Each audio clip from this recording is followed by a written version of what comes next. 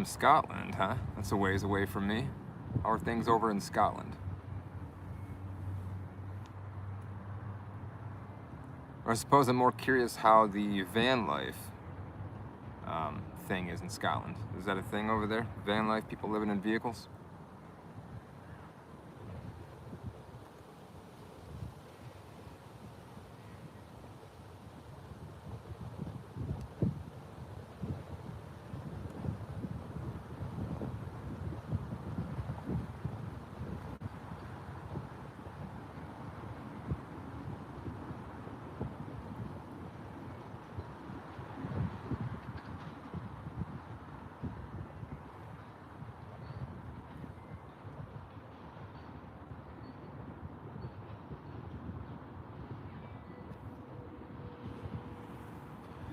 Thank you, Wayne.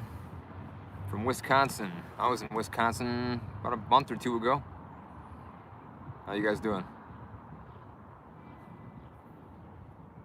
Went through the Wisconsin Dells. Very touristy area. It's pretty cool though. But today I chill in a park in Oregon, trying to work on the Nomad Syndicate app. An app for nomads, so we can find each other, communicate, meet up, gather, do all the fun stuff together. It's getting close, but I have a few more bugs to work out.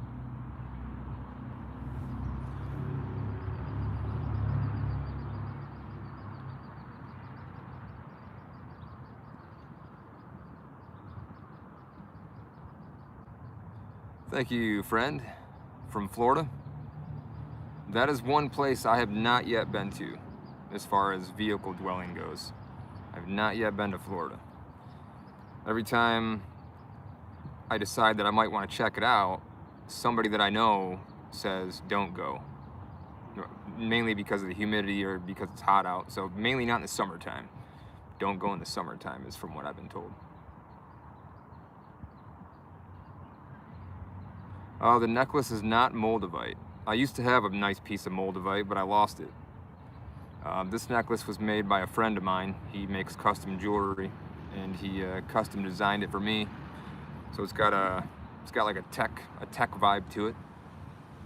And the green piece is actually just a custom cut piece of glass that he put in there.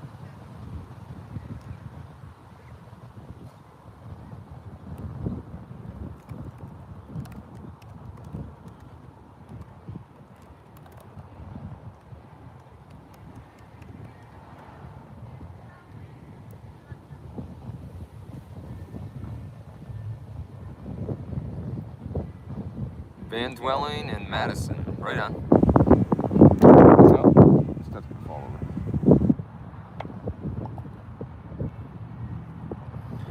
I drove through Madison a little while ago.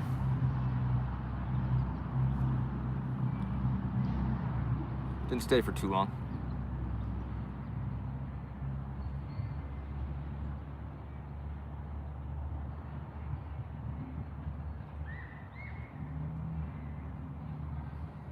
Chris, right on. Well, that's cool that you can work outside. To be honest, I've always preferred jobs where you can work outside.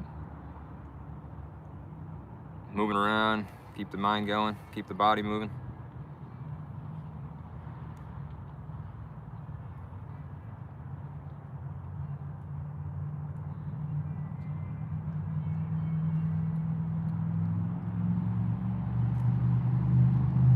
But it's been pretty hot all around, it seems like. When I left from Michigan, I'm in Oregon now, and a lot of that stretch it was pretty warm outside. And I don't have an AC in my bus. Well, I do, but it only works when the bus is on. At some point I'm gonna probably install a 12-volt AC unit so that I can run it off my solar system. That'll be a future purchase when the time comes, but I'll most likely have to upgrade my battery bank as well though. I'm in Bend, Oregon right now. Portland is on my list. I will be up in Portland in maybe a week or so. I'm gonna shoot some video up there.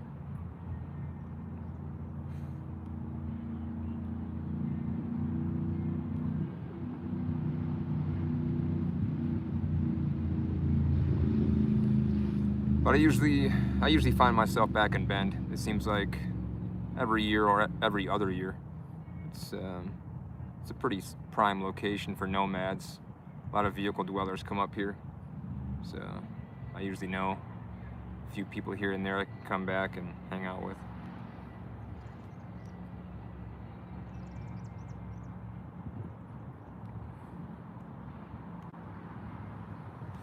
Getting out of the country, I've gotten that comment quite a bit, just because of the way things are going.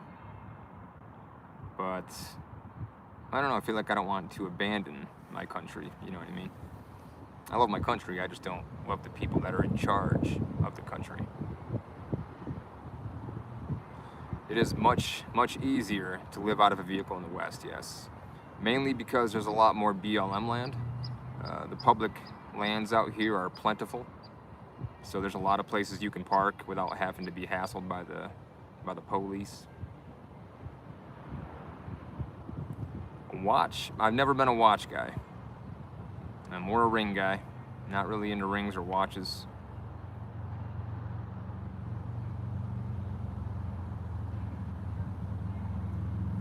Yeah, Bend is, I like Bend. I mean, you can park just right outside city limits. They have locations that you can park, for free for up to 14 days. And I mean, you can drive in town 15 minutes or so, go to Walmart or the laundromat or hit up any place that you need to. Everything's within pretty close proximity.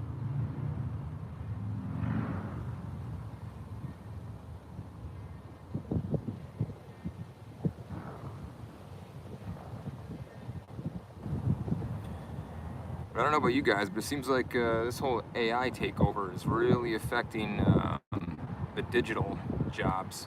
I've been doing web design for a long time. That's how I've been able to sustain this lifestyle, but AI is kind of taking over that field, it seems like. I'm definitely noticing a huge impact in the number of clients that are leaving or businesses that are going out, fading away. So lately I've been kind of putting more time into social media, content creation, which is good in a way. I mean, my work has died down with web development, so that gives me more time to put into content creation. And it seems like it's vibing with people, the type of content that I'm creating, so I must be on the right track.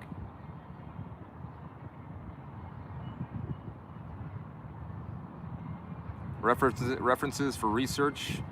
I use a multitude of different things for that. I do have a self-hosted LLM that I use for certain things. Sometimes just a standard Google search. It kind of varies what it is I'm looking for. A lot of the times I use like a note app, and throughout the day I come up with ideas about either if it's a reel or a Twitter post or any type of topic of conversation. Throughout the day I always jot down notes, and then usually either that evening or the next morning, that's when I'll look at my notes and then research all the topics that I have in mind. Sometimes the topics will hit me just maybe scrolling on social media, seeing something else that somebody's talking about. But I also built my own custom application that's on my website in a subdomain. And I use that as well through RSS feeds that bring me most recent news that I use as well for a lot of my content.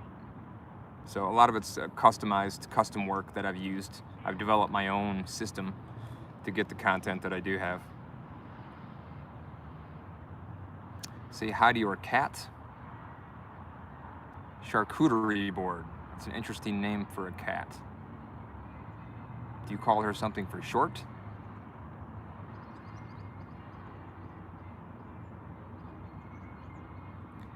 A teleprompter I use sometimes, especially for my long form YouTube videos.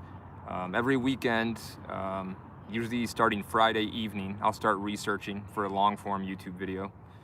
And I'll do all the research or figure out what kind of topic I wanna display.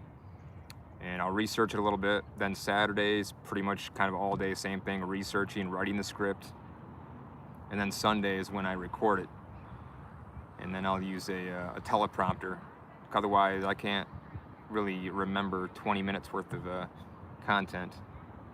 So, but just writing the script in general and researching it, that's what takes most of the time.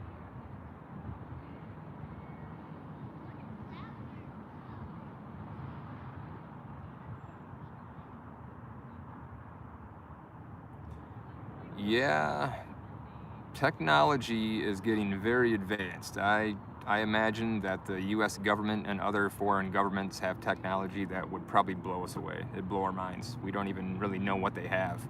They're always 10 steps ahead of us. So it's pretty wild what's going on. But we're gonna see some big changes, I think, within the next 10 years or so. Things are gonna be, I don't know if they're gonna go down a dystopian route, or it's really hard to say where things are gonna go. But I find that vehicle dwelling is, for me, I believe is like the last true freedom, but unfortunately that is slowly being taken away from the looks of it, with all the new laws that are being passed, with homelessness, and then a lot of the public lands are being taken away, or the restrictions are being enforced a lot more. It's already dystopian. Yeah, it is. It's pretty strange. We live in a strange timeline. Very strange timeline. It's kind of hard to be optimistic. I try to be as optimistic as I can, although deep down I feel like things will continue to get worse. I don't see any way for things to get better. I mean, I keep track of China. China seems to be doing really well in the AI and robotics field, and I feel like that's what it's kind of become, is this battle between the U.S. and China, to get this AI infrastructure going as fast as possible. Whoever wins this AI race is gonna come out on top. But unfortunately, the speedy process that we're going through, trying to race AI, is causing a lot of problems structurally within the United States for a lot of citizens. You know, it's causing quite an uproar. Expensive, yeah, life's getting expensive. The real purpose of the data center, right? Yeah, a lot of people, there's theories, and people question what these data centers are for, just because there's so many of them, and they're just popping up all over the place. Erin Brockovich, she's kind of a big player in this. She's trying to monitor all these AI centers. I believe she made a website that you can check out, and it shows all the red dots on the map, all the AI data centers that are popping up. It's pretty intense seeing how many that there are. I'm actually only an hour away from the biggest data center in the United States, so I'm gonna go visit that and get some drone footage of it, probably in the next week or so. That's if they don't target my drone and disable it somehow, which I imagine they could possibly do. I flew my drone in some areas where I wasn't supposed to, and they can just knock out communications altogether. Luckily, there were times when I set my takeoff point so that if I did lose connection, it would automatically fly back. So that's something I make sure I always do before I fly my drone, is set that home point. Seems like a majority of them are in a small area near DC. I'd have to look at the map. I can't really remember where all the data centers are concentrated at. On the moon, yeah, or underwater. I feel like I've read some stuff about data centers being created under the ocean. But a lot of people think they could be used for, I mean, the government obviously hides a lot from its people. So we don't necessarily know that the data centers are specifically just for an AI infrastructure. I mean, it's most likely going to be used for surveillance. It's going to become a surveillance state. So everybody's movements, you're going to be tracked. Everything you do, whether you go to a coffee shop, you go to the grocery store, what you buy, what you do, what time you go to bed, they're going to monitor all that. So yeah, pretty crazy stuff.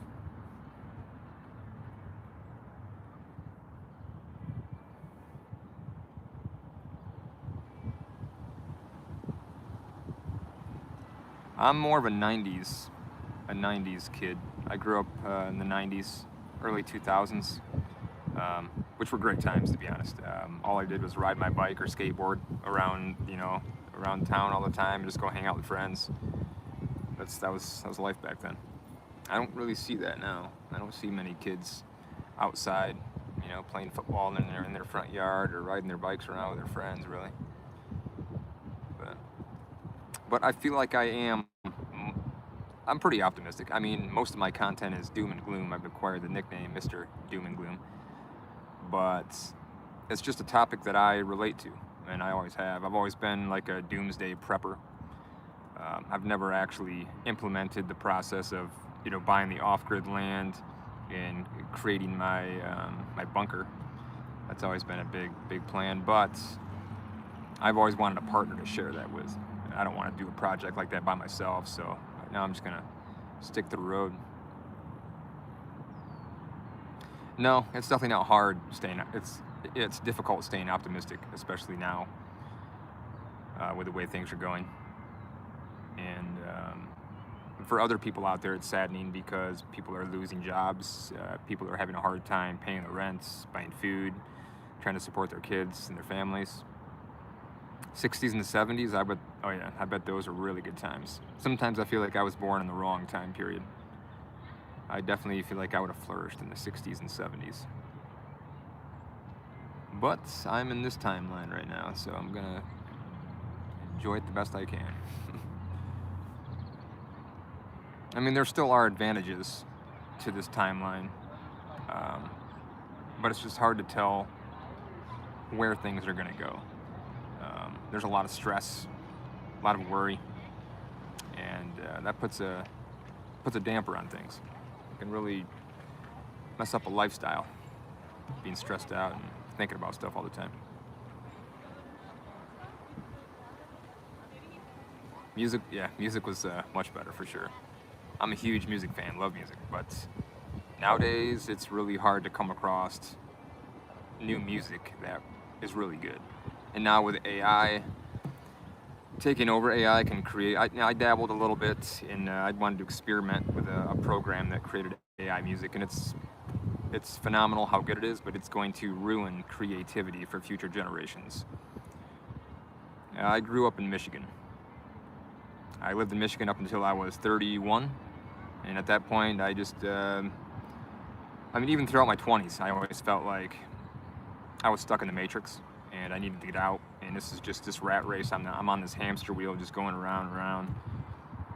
So I just sold everything, bought a bus, and hit the road. At that point in time, I didn't really have a job. I had some money saved up from a factory that I worked at.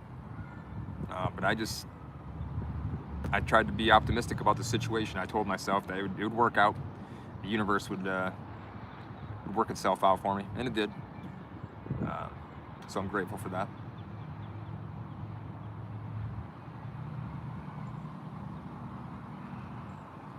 Born in the 80s, yeah, same here. Yeah.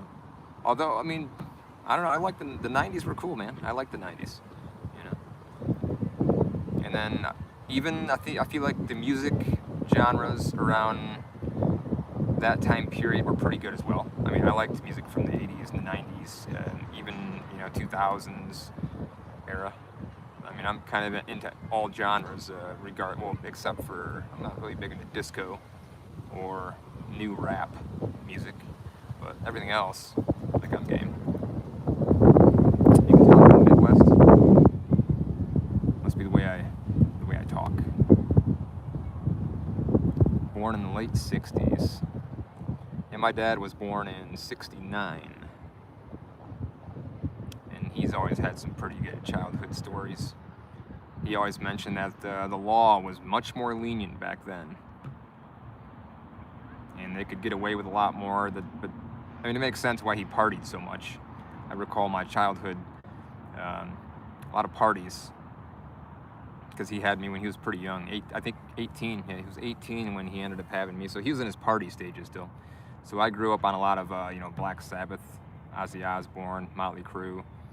And that's kind of the stuff that kind of got engraved in me when I was really young. But then I you know. But I also like older music from you know, 60. I'm big into like the Doors. I love the Doors. You know, Janis Joplin, Jimi Hendrix. I love all the classic 60s, 70s rock. But it's just, yeah, the Doors, I would say, are probably my favorite band, to be honest. Jim Morrison was one of a kind. He was something else. But their music, I mean, you know, break on through to the other side. You know, it kind of just sums it all up. That's kind of what I've been trying to do my whole life, is break on through to the other side. So that's the goal.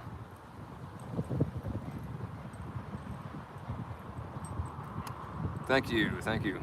Yeah, planning your escape. Well, that's a good idea. Yeah, I'm still planning mine.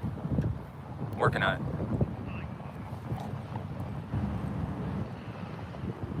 Wind's catching up just a little bit. See if we can keep that up.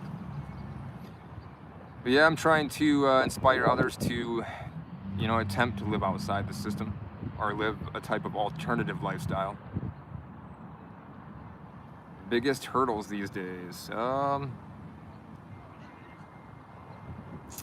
Biggest hurdles. I mean, income's always a thing, you know.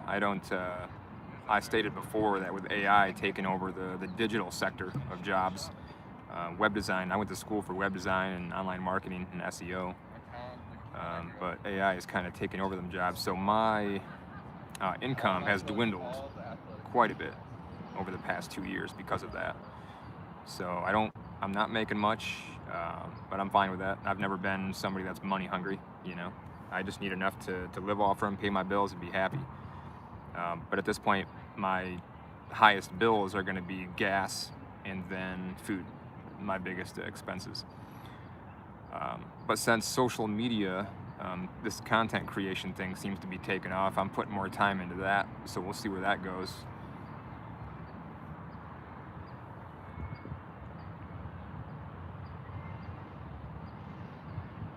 Hank Williams, the Pantera, yeah, that's quite a, yeah, I agree, good stuff.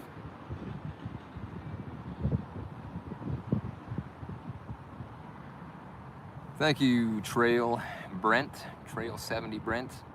Yeah, I'm trying to put out content that I vibe with. I don't like putting out stuff that I don't like. If there is something that I create and I'm kind of iffy about it, I don't put it out.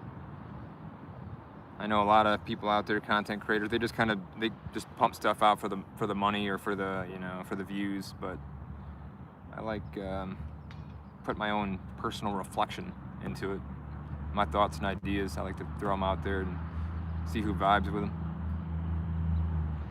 Yeah, I've gotten a lot of comments about my content. Some people have mentioned that I should, I could be being, like, somebody could be spying on me.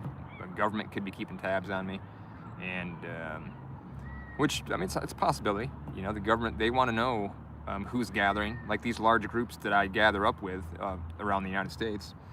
I imagine the government wants to know where those are at, who's gathering, what they're doing, if they're planning anything, because that's something rare in America. A lot of people, large amounts of people like that don't normally gather like that.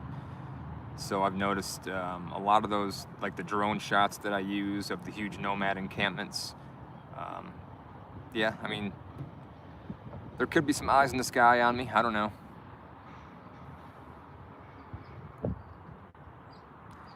$65, own my own home. Yeah. I mean, I see myself living off-grid, to be honest. I bought 10 acres in Arizona a few years ago. Haven't done anything with it yet. It's in the middle of nowhere. It's kind of like my little home base. If I ever need a place to go to, I do have that available. But the ultimate goal, after this, well, that's what I'm doing right now. I'm working on this app. As soon as this app is completed, hopefully we can get people on board that will create various nodes throughout the United States as safe havens for other nomads to park and collaborate, meet up.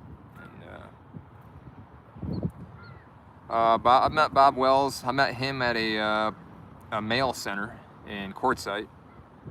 But I know a lot of nomads, a lot a lot of big nomads that have big follower accounts, or like Bob Wells. Yeah, I know all them cats. I've been on the road for 8 years, so I've met a lot of people, and I always go to the same places all these other nomads go. There's like this nomad migration route that we all follow. Most of us don't go out east because there's no BLM land out there, so we kind of migrate, most of us in Arizona in the wintertime, and then we kind of float around there, Southern California, Utah, and then, you know, as the weather gets too hot in the summertime, we kind of migrate north. But we always meet back up. It's like a family reunion all over again at each one of these places that we meet up. The CIA runs YouTube. I don't doubt it. I mean, the CIA runs the media in general. So, yeah, they're spying on, yeah, for sure. And you're right. Yeah, there's no way to hide. There really isn't. And I get a lot of comments like that. You know, that because I post stuff about living outside the system, but yet I'm in the system. I don't think there's any true way of being outside the system unless you have a plot of land somewhere off grid, no utilities, no phone. You know, you'd have to separate yourself from the world entirely. And I mean, I'm not at that point right now, but I am trying to bring awareness to what's going on in the world right now.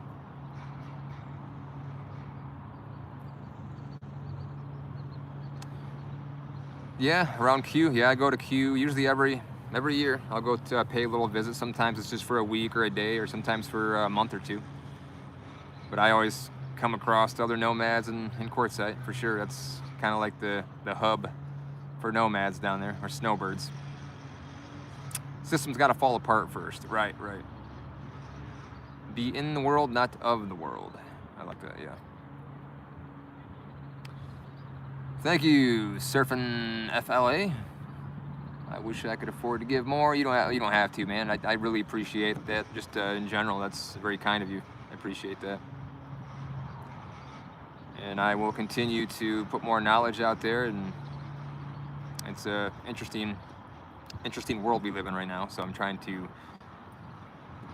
kind of bundle up my perspective that's in my brain and throw it out there and kind of give other people a different perspective on what this life is and what it might become, and that people should prepare themselves for something. You know, I mean, right now we're too dependent on the system, where that if anything did happen, we would be screwed.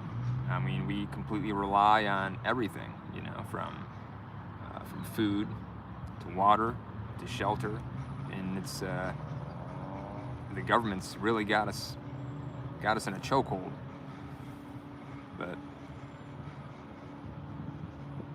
But the $10, yeah, thank you. I appreciate that. That'll most likely go in the gas tank or into the app that I'm creating. I've been working on this app for like 6 months.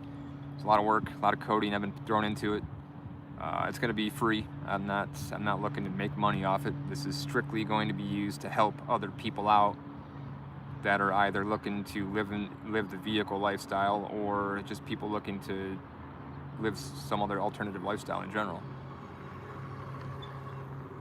Ron, thank you, sir. I appreciate that, my friend. That's very nice of you. And at some point, I'd like to give back. I want to give back to the community. I have something in mind that I'm going to create or develop. I'm going to code an application, I think, of some sort, where people can kind of throw money into a pot, and then after maybe a month or so, or whatever time period, that'll be used to give to a person in need.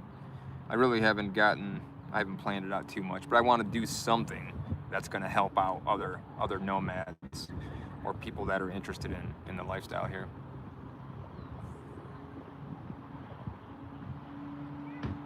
You bought 123 acres. That's a nice little parcel of land.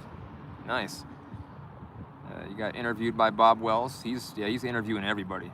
I haven't got an interview by him yet. I got an interview by a fella named Steampunk Steve. He's pretty popular in the nomad community. I let him interview me. He wanted to do a tour of my bus and all that stuff. But in Southwest Virginia, I've heard that's a good place to get property, especially for off-grid living. I was in Arkansas for a little bit. I co-owned land with somebody in Arkansas, and I was there for about a year building out the homestead. but the partner I was with didn't quite work out, so I had to abandon that, and then I got back on the road again. But we had chickens, and we had guinea, ducks, geese. We had the whole shebang out there. How you doing, Hunter fans? 3727. God bless you as well. It's a fine day here in Oregon.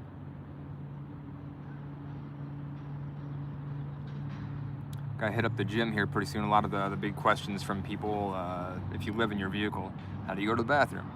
How do you shower? All the good stuff. But I actually hit up, I have a Planet Fitness membership, so I go to Planet Fitness about 4 days a week if I can, because I like to get a good exercise in, take a good shower.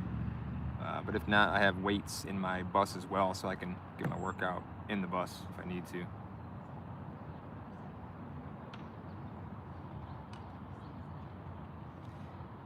You want to build a community with your land. That is perfect, because that's kind of what I'm looking for. I'm looking for people that want to build communities, off-grid communities in particular. And that's what this app is going to be for, that I'm developing right now. And I'm hoping to have this app completed in about a month or so. And what this app will do is it's going to connect homestead owners and nomads, or just people in general that have a house and have a driveway to let a nomad park in. So the main point is to have a map system, and then if you own a homestead, you can put on there that you have a homestead, and then other nomads can request to stay at your homestead. And you can either do it in some type of collaboration where the homesteader wants help to maybe harvest a crop or something, or maybe they just want you to help them build a shed, or maybe they just want some company. And so the homesteader would allow a nomad to park on their property for a certain amount of time for maybe a labor trade. I don't think I'm gonna put money in there. I don't want to add money, because a lot of nomads don't have money. I want this to be community-based. I don't want it to be money-based. I want people to come together, form small communities. But the goal is to have multiple nodes across the entire country, each node being either a safe place to park, or a homestead, a farm, a driveway, just a place essentially for people that are trying to live outside the system, to connect with other people that are interested in the same thing.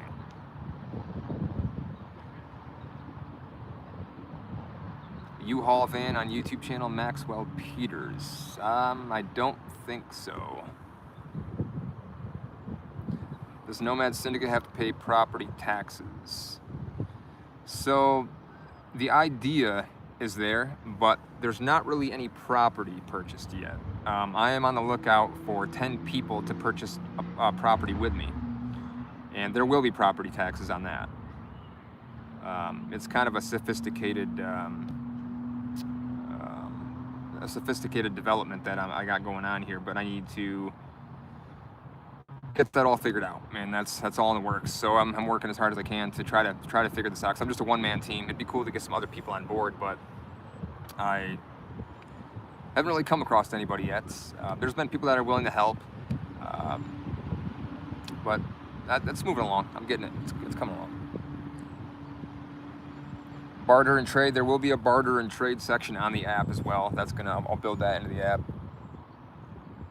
Keep doing videos. You encourage people to think outside the box. Yeah, that's kind of the goal. I like to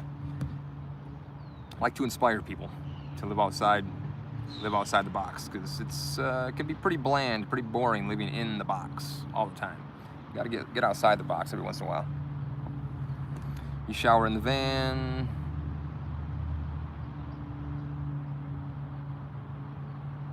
Right on. I used to shower in my old bus, but the new one doesn't really have a whole lot. It's pretty bare at the moment. I mean, it just has I have a bed.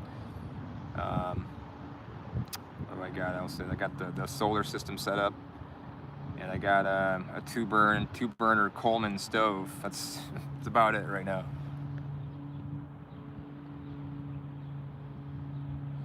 I wanted to look at land in southern Arizona first. I kind of want the land, well, I want to buy multiple properties, and they're all going to be along the nomad migration route. So nomads kind of have the same pattern every year. They kind of travel up to the same areas. And I want these plots of property to be along that route so that it's more efficient for nomads to find and get to. But I'm looking at southern Arizona right now, but there's a lot of zoning restrictions in certain counties that I have to research and all that, so that's going to be a little bit of a hassle. A one-woman team. Ain't nothing wrong with being a one-woman team. And you do have property. Yeah, when the app is completed, I encourage all people that have property, if they want to list it on the app, for nomads to come and use and park on, or, you know, that's I encourage all to do so. At some point, I will release more information about when the app is going to be released. Hopefully the next month, we shall see. I know a little bit about that ROI. And you're starting a homestead? Yeah, that would be, you could throw a little, just have a bunch of nomads come out there to your property and have a little build party, a homestead build party, you know? Just, I don't know, have a little, a potluck, you know, offer a little food, and nomads can come out and help build, you know, fence or shed or whatever it is to build. The New World Order is nomad nation. Nomad life it's certainly on the rise. I've been on the road for 8 years, and I've noticed quite an increase in the amount of people that are living in their vehicles. Unfortunately, when I first started, though, it was more so for adventure. A lot of people that were hitting the road were doing it for the adventure aspect. But now, since the economy has gotten worse, since, you know, after COVID, more people are being forced into it because rent is more expensive. I'm seeing a lot of older people that their retirement, the money that they get from retirement, just they can't afford rent anymore, so they have to move into vehicles, and that's kind of sad to see, especially veterans, and that they shouldn't be living like that. Veterans should be well taken care of. What is the Nomad Path? Never heard of it. The Nomad Path is living nomadically. So you don't have a specific location that you live in, and there are lots of different nomads. You could live in a bus, an RV. You could be on a motorcycle. You could be a hitchhiker. You could have a truck with a tent in the back. So you don't have a primary residence. You live on the road. You live wherever the wind takes you. That's the nomad way. Seek advice from the Amish, right? That's wouldn't be a bad idea. They definitely know what they're doing. I mean, if anything happened, if the grid went down, they wouldn't have any idea. So, increase in RV sales, yes, yep, very much so. Governments and corporations around the world are pricing everyone out of home ownership and renting. That they are. Yeah, it's getting ridiculous. I've known a lot of people I've met on the road, and that's the exact reason that they're out here. Unfortunately, a lot of them can't travel all over the place because they don't make enough money for gas. So a lot of them are stuck in the cities, or some of them just kind of park out west in the desert. And every so often they'll drive into town, you know, to go to the laundromat, or, you know, get their water and their food and come right back. So it's kind of sad to see some people, the lives that they're kind of stuck in, because they just don't make the money. They just can't afford it. Moved into Catalina. That's I'm assuming that's a boat, right? I thought about getting a sailboat myself, actually. I feel like that'd be the ultimate nomad way, is to get a sailboat. Southeast Arizona has off-grid land available. Yep. Yeah, my property is up in Apache County, Arizona, that I ended up getting, because the zoning is they're very lenient up there. So they allow a septic, or you don't have to have a septic system. You can actually get a composting toilet as long as it's approved by the county. And then you could use rainwater harvesting. You could park an RV out there indefinitely. So they have really good zoning laws, but it's just desert out there, though.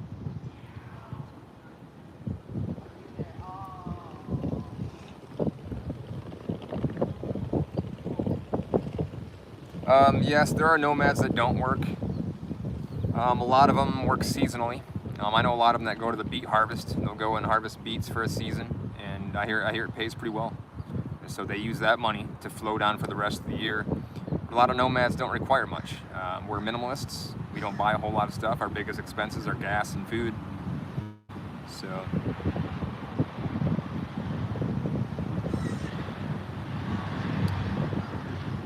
East Coast, I have not been to the East Coast yet in my bus for one specific reason. It's harder to park out there. I know some people that have went out there, but it's mainly, you're going to be staying in parking lots and you're going to be getting hassled. There's not any public lands out there really to park at, so it's a bit more difficult out there. But I've been wanting to go up there go to Maine, and then just kind of travel all the coast all the way down to Florida. It'd be a fun trip.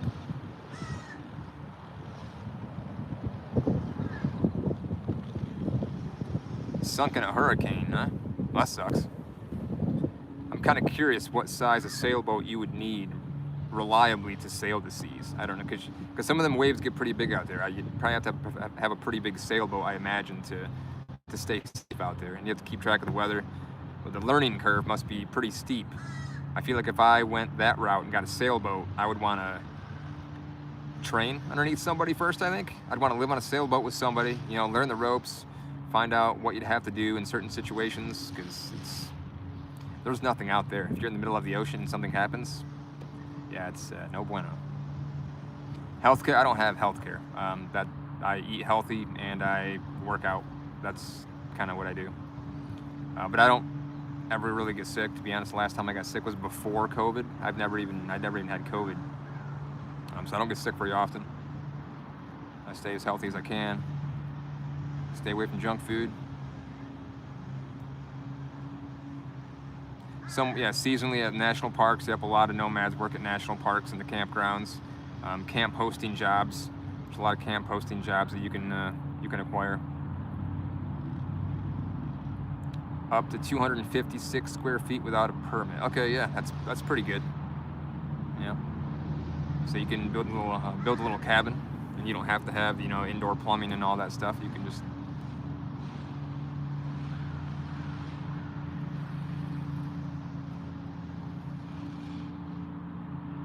paid camps. I've never done paid camps. I have friends that do that. They pay like a yearly membership. Like Harvest Host or some other app too. I've never done that though. I've always tried to find free places. I could never, I don't make a ton of money to be able to afford staying at camps and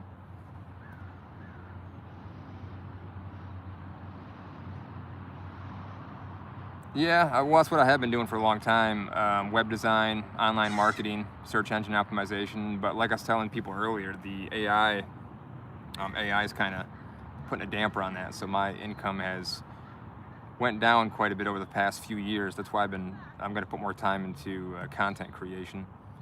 It just seems like that's the route it's going right now. So that's what I'm doing.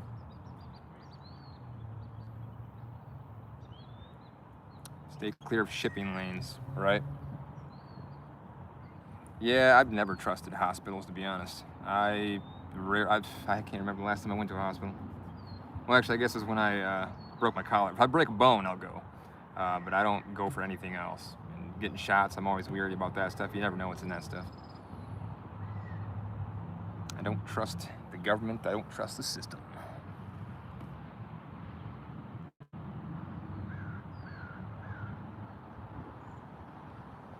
I have seen the movie Nomadland. Some of the people that were in the movie, I actually know.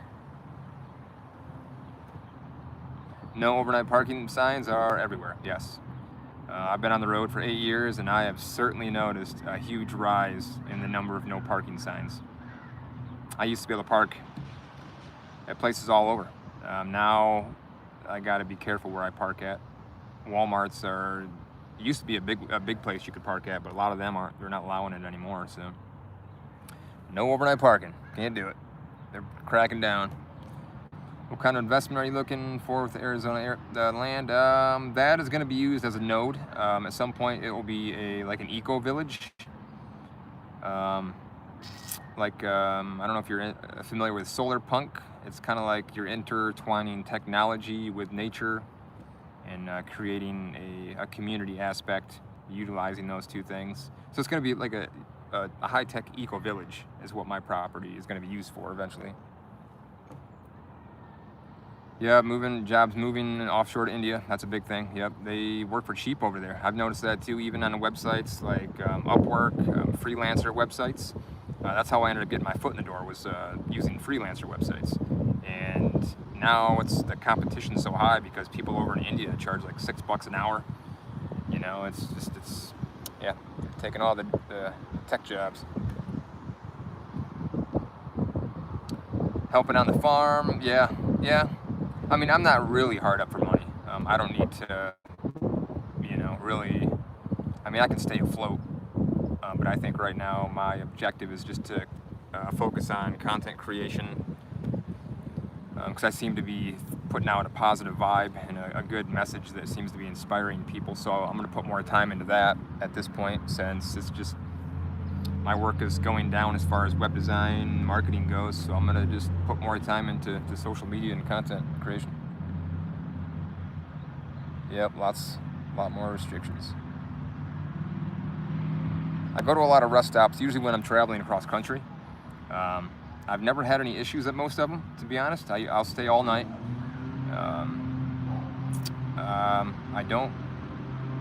I've never noticed any signs, I guess. Maybe I wasn't looking. But I do stop at rest stops.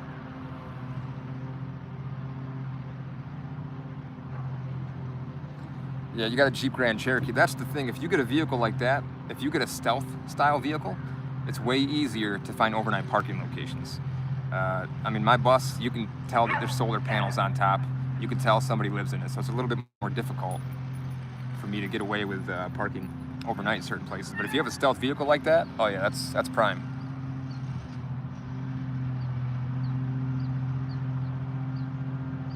Yeah, the world is not going in the direction that I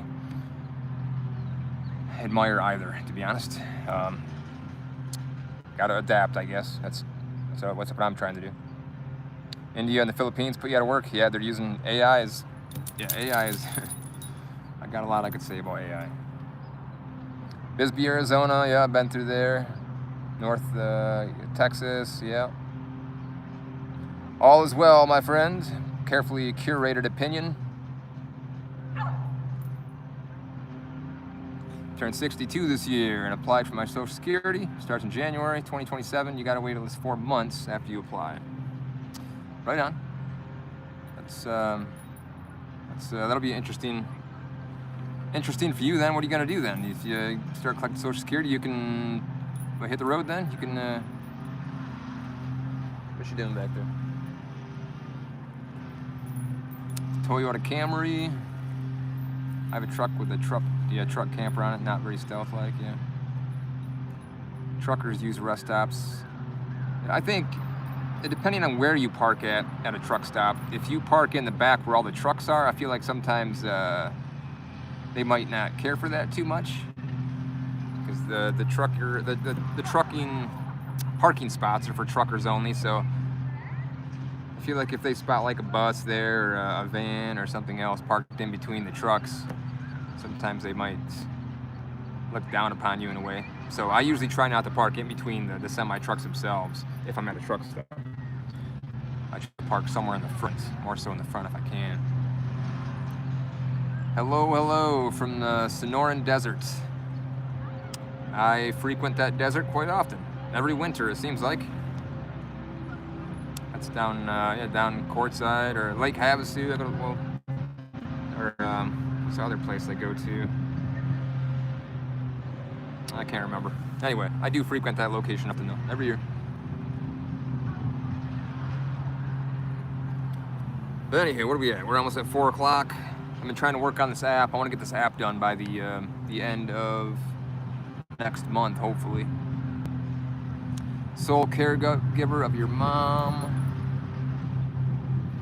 Suffers from dementia. I'm sorry to hear that. That's a bummer. Going to a nursing home. Yeah, at a certain point, a nursing home is going to be more helpful than just you caring for her, because they have a lot more people, staff that are able to care for her, and they are all educated in that field, so they know exactly what to do and how to handle certain situations or scenarios. 17 years living in vehicles, huh? You're like a pro, Mad. Things are getting harder. Yeah, you're in a Class C, now in fifth wheel. Right on. Social Security, $1,500 a month. That ain't too shabby. That's not too bad at all, to be honest. Yeah, live off that. Dodge Dakota, 4x8 flatbed trailer. Okay, that'd be cool. I've always thought about getting something you can tow, because you could just park somewhere. If I had a truck and I towed a trailer, I could just, unmount it, unhitch it, and then drive in town, do what I need to do without actually having the trailer with me. But I'm in a shuttle bus right now. I've actually thought about getting a trailer for my shuttle bus too. I could make like a little workshop or something. It'd be kind of cool. I've always wanted to get into blacksmithing, so that'd be kind of sweet to have. You retired a month ago. Took 2 months. Okay. Sitting in a wildlife management area. 14-day full-time RV. Right on. Sweet. Sounds like a pretty good spot to be. Wildlife management area.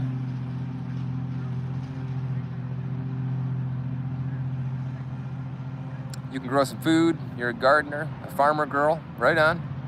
Farming skills and growing food is a very, very good skill to have, especially now. You just need a place to grow it. I had a curiosity with a mobile garden. I don't know how well that'd work. It'd probably have to be, you'd have to use hydroponics. Other than soil would be way too heavy. So you could tow a trailer or something that utilized hydroponics. You could grow certain vegetation in there for food.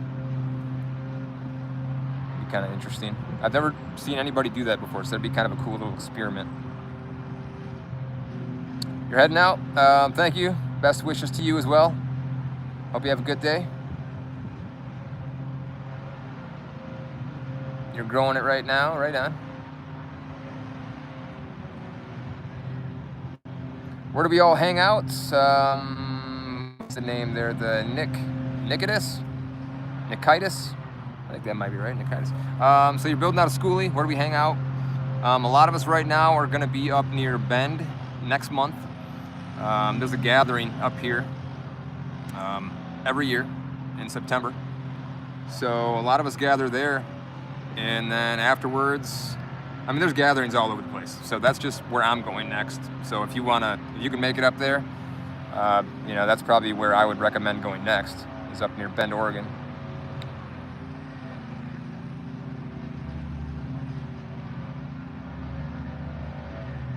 U.S. designated land, or UN desert. I don't know what you mean by that. A miniature rain catchment system? Yeah. I thought about putting one of those on my bus, actually.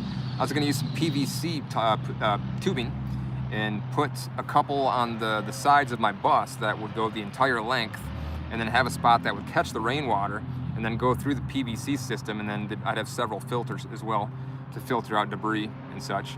And then it'd go down inside my bus through a final filter and then into my water storage, which I think would be pretty neat. But it doesn't rain too often. I kind of follow the weather, so I don't know if that would be worth setting up. It'd be kind of cool, but not sure if it'd be land not designated. What land are we talking about? The land for the nomads, off-grid land. If you're buying property, if you want to do the off-grid thing, you have to really do your research, because a lot of them won't allow RVs to park on the property. A lot of them, you have to have a septic system installed. A lot of them, you can't use rainwater catchment. So you want to look up the zoning laws, restrictions, and regulations to make sure that you're following everything according to code. Otherwise, you get in trouble. The listings of nomad gatherings, both paid and free.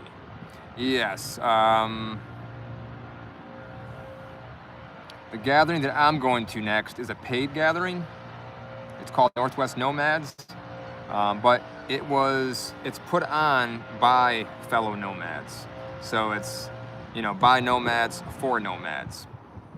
And I respect that.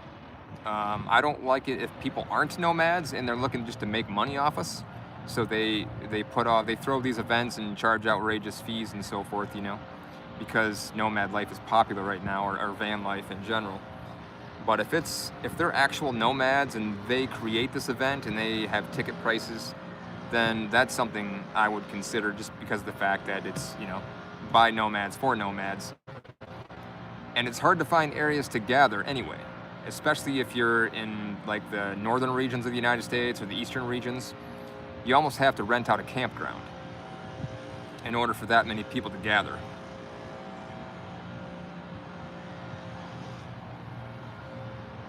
The link you just posted? What link did you just post? I don't know what link you posted. I'm scrolling up, I don't see anything. Yeah, life goes by, really fast. At the age I'm at right now, it's hard to believe that I am the age that I am right now. So I tell people, live your best life. Try to, you know, take chances, make mistakes, and just do what makes you happy, because life does go by fast, and it's the only one you get. I mean, that we know of. I mean, it's quite possible that we could be reincarnated, or there could be some other system. Enjoy it for sure. Being there. All right, Mr. Eric, you gotta go. Keep up the faith. Thank you, sir. First time answered on the video. This is my first live session. Actually, I don't do lives ever. This is my very first live session, so glad to have you aboard. Thanks for stopping by. What reason do they give for not allowing rainwater catchments? That's a good question. I think the government just doesn't want, they want you living off them. They don't want free people. They want you living off the system. They want everybody dependent on the government. That's what it is. No law against being there. There's no law against being at the gatherings. Some of the gatherings, I mean, on public lands, on BLM, you're not supposed to gather more than 25 people.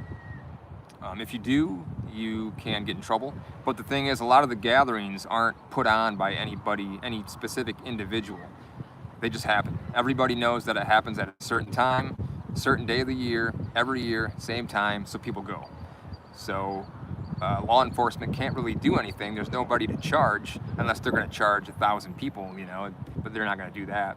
There's no one specific person that throws the events, so they can't really charge anybody.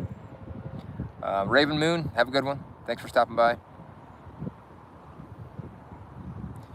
You collect rainwater. I set up a nice rainwater system in Arkansas, and I was pretty proud of that rainwater system. It's pretty nice when you actually build it and then you collect all that rainwater. I was collecting like 1,000 gallons. I had a 1,000-gallon storage container, and just seeing all that rainwater fill up after just a few rainstorms, it was pretty cool. Right, yeah, the water, that falls on the ground belongs to the community. I don't, that doesn't make any sense to me. I think they're just trying to say something, pulling something out of their bums, you know what I mean? It's ridiculous. I think anybody should be able to collect rainwater if they want.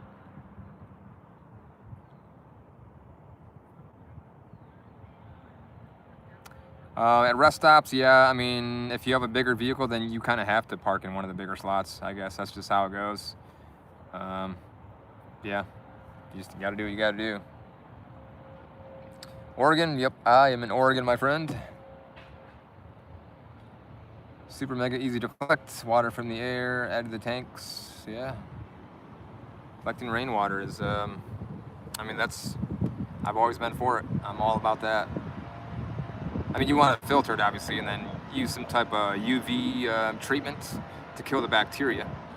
So, I mean, if you're collecting it off a roof, if a bird, you know, goes to the bathroom on your roof and that water goes through the bacteria, and you want to make sure that that water is clean before it goes into your mouth.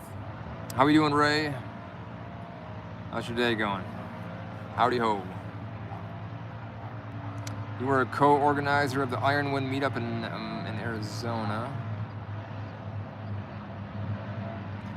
Right, yeah. I've been actually trying to plan an event as well for Nomad Syndicate in Arizona, and I'm in contact with BLM, and they're kind of a pain to deal with. They want to know everything, and I haven't even gotten the full details yet. I imagine when they get back to me, they're going to want to know how many people are going to be there, because I'm probably going to have to pay some type of insurance. I'll probably have to put porta potties out there. I just think it's just one big, large scheme. The government doesn't want people gathering. So they come up with all these little things to get you to where you can't gather with large amounts of people anywhere, really. Unless you get permits, you get insurance, you know, you pay for porta potties and all this other stuff. It's just, they make it so hard for people to gather. 200 gallons of water, that's a nice amount of water. I wish I had that much water in my bus, holy smokes. Hot in Idaho. Yeah, it's been pretty hot in Oregon too. It's a little cooler out today, fortunately. But I don't have an AC in my bus, so I've been doing a lot of sweating. Organized event, private land, yes. But I haven't found the right person for that yet. I would like to, if anybody's interested in something like that, I'd be more than willing to discuss that with somebody. But there are always some type of issues that could evolve, though, whether somebody gets hurt on the property, some people might sue, and so there's always something, you know, with that.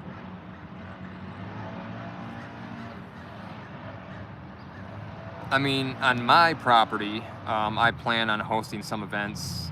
I'm not quite there yet, but in the future that will be something that I will be doing. You got 3 acres, right on.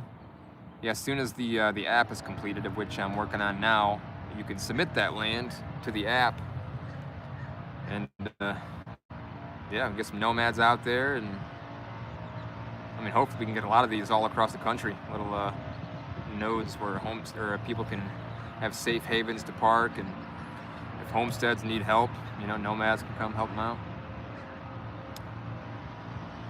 You have an AC in your motorhome? Yeah, I want to install a 12-volt AC unit in my bus. I might do that next summer, I think, but I would have to upgrade my battery bank as well in order to run that. Yeah, I'm hoping to have the app done, and I'm hoping next month. And when that time comes, I would allow anybody to come forth and submit their problems. So, you live on Big Island, lots of rain.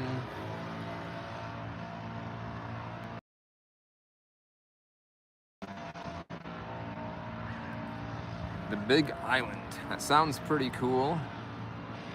I'm not sure if that's what it's called, the Big Island, or just a Big Island, I don't know. Right, yeah, if you have a gas generator, you could use that to run an AC unit. What I find myself doing is I go to parks like this quite often because I have a dog. She gets pretty hot in the bus. So I go to parks quite frequently. I try to find a spot in the shade, and then we just kind of chill. I'll work outside. But that's kind of where I'm at.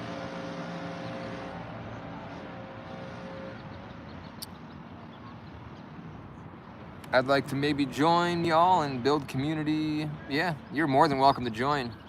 I mean, all are welcome, really. You know, it's a pretty rad community, to be honest. Nomads are probably the most down-to-earth, nicest people I've ever met, and I think you'd love it if you got involved in the nomad community. You would definitely like the people. Plant City, Florida, trying to help out. People are so questionable. Yeah, people are questionable. I'm definitely weary with people. I stay out of big cities now.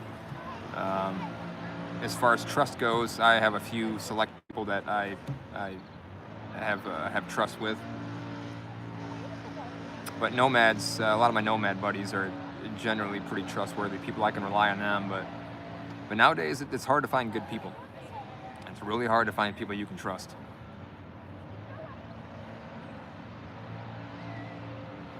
Island of Hawaii, okay. I've never been to Hawaii, but I mean, I would love to check out Hawaii. Lots of low-income people on the east side, okay. I think I heard, who was it, Mark Zuckerberg or something, has a bunker or something in Hawaii, underground bunker. All these wealthy elites, a lot of these billionaires and rich folks, they seem to be buying up bunkers for some odd reason. It's like they know something that we don't. So I don't know what's going on there, but worried about being targeted by the government. I've gotten that question and comment many times. It is, I don't want to worry about it, to be honest. Although the message that I spread is more negatively correlated with the government and the people that run it, I feel like it's a message that needs to be spread regardless, and somebody has to do it. And if I'm the one that has to do it, I mean, I'm not the only. There's a lot of people out there that create content that exploits the U.S. government and the people in charge, the wealthy elite, and so forth. But I feel like I'm just one of those people as well. That's just the role that I've taken. That's my role in the universe. You know, this is what I'm doing. So, am I worried about it? A little bit, and that's why I kind of want to become more decentralized in the future. I want to rely less on technology. I'd like to utilize other forms of technology that are decentralized, so that the government can't spy on you as much. That's why I'm developing this app right now, because a lot of people use Facebook, Instagram, YouTube, and those are the worst apps to use because they watch everything you do. They know where you go. They know what you're talking about. They know who you like. They know who you don't like. They know what your opinions are. They know your personality traits. They know everything. So if I can make an app for nomads, that will get them off the platforms, hopefully. Maybe not fully, but it'll get them using the app that I'm creating now more so that the government can't keep tabs on them, or me. I mean, the app, I guess in general, is kind of something that I want, but I'm making it for all nomads in general. But I want it for myself because I'll feel more comfortable knowing that I'm not being spied on. Mesh network, yeah, that is actually a goal of mine too, is to create a Meshtastic network for nomads. That's later on down the line. Right now, it's a little too advanced for most nomads, especially if you're technologically illiterate. It's not something that you can easily set up. But it would be nice to have a mesh network within the nomad community for sure. You're a techie, right on. Yeah, so am I. I've always been, unfortunately, like the way the world's going, like with the AI takeover and everything, it's kind of doom and gloom, dystopian stuff. But, I mean, I've always been like a techie at heart though, so I really don't know where I stand. You know, am I for AI? Am I not? You know, am I don't know, you know, it's kind of, I'm on like a teeter-totter kind of thing. I mean, I feel like you can do very positive things with AI if it's in the right hands.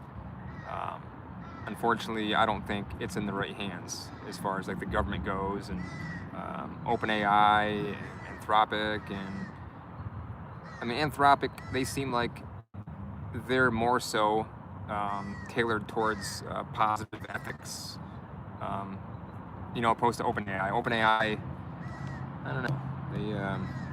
But either way, I don't know what's gonna happen. It's hard. It's a touchy topic to talk about. I love technology, but it's got to be in the right hands. It really does.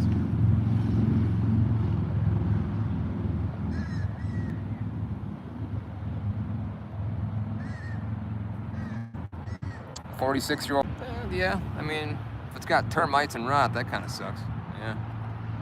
The young man who's flying back to his home from abroad and had graphene OS on his phone. I did not hear about that. No. I'll have to look into that. I didn't know about that. He put a destructive pin that wiped his content. Okay. And he was arrested. Wow. Okay. Palantir? Yeah, Palantir is a very shady company. I don't know about that. Peter Thiel pops up all over the place. whether it's he's funding this or he's funding that. He's someone that I don't trust. I don't trust him. I think something's off with that guy. Yeah, you'll be spied on anyway. It is really hard to stay a shadow in society, unless you're homeless. If you're one of the homeless people that live on the streets and you have no phone, that's probably, you're gonna have the most freedom. You know, I mean, you're not gonna be tracked. You're not gonna be. Unfortunately, most people don't want to live that way. I don't want to live on the streets, but tell the kids to stop vaping. He was a citizen, the guy who got arrested. Yeah, that's ridiculous. The creator, yeah, I don't know. I've never been a religious guy. I do believe in a higher power, and I don't know. It's I guess that's not really a topic I really talk about too much. I do believe in a higher power, but I don't know. I guess I don't know where to continue with that. Embrace the dystopia. I mean, that's all you can do, right? That's all you can do. Just embrace the life. Well, you shouldn't have to, though, to be honest. Like, the Boston Tea Party was an event. Obviously, everybody knows about the event where people threw tea into the harbor to protest the taxes, which I find pretty crazy, because that wasn't a huge tax. I mean, now we're taxed on everything. We pay so much in taxes. It's absurd, but people don't do anything. But I feel like some people think there could be a revolution soon. Some people think there could be a civil war, and there could be. I don't know. It's hard to say. But if we're going towards a dystopian society, you would think at some point people would rise up. But well, I don't know. It's a touchy topic. End times, well, things are certainly becoming grim, that's for sure. Thank you, Jerry. I appreciate the kind words, my friend. You're not embracing dystopia. Good. Good on you. It's good to stay optimistic. Right on.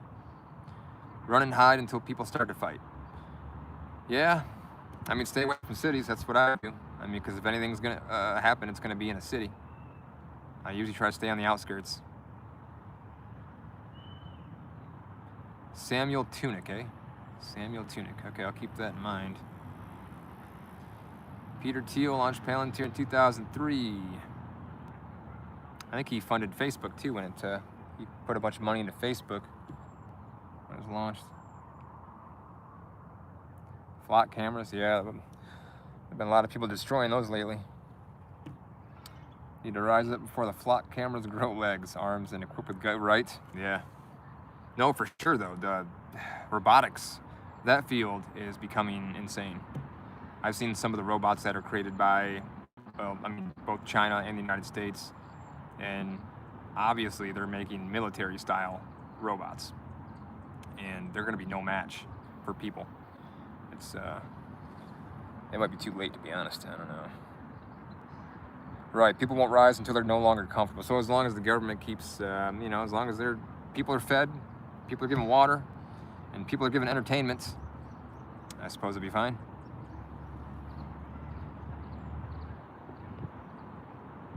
Adapt to the dystopia. Right, yeah, okay. That makes sense. That's kind of what I'm doing. Adapting. Overturn it, overthrow it. Yeah, sure. People are so divided, it's ridiculous. Thank you, Dre. Appreciate the kind words, man. Open-minded, yes, very much so.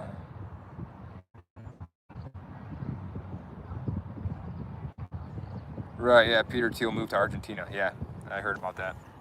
But a lot of these rich oligarch-style people, billionaires, wealthy elite, either moving or creating bunkers, or it kind of looks like they're planning for something. Could use a revolution as an excuse. Right, that's something I thought about, martial law. So if anybody did rebel, yeah, so that would not be a good scenario.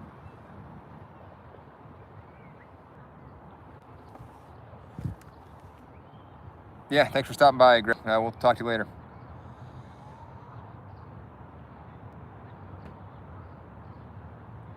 Mystery Pro. Yeah. I mean, if you just open your eyes, you can see what's going on around you. Too many people are too embedded in the system where they can't really see outside it. They're stuck in their own box. They can't see what's going on. And it's amazing how much faith and how much trust a lot of the American citizens have in their own government. I mean, although that trust has been going down over recent years, though, it has been going down. But it's just, people are just so comfortable. They don't, as long as they got a TV or a phone in front of them, they're not gonna do anything.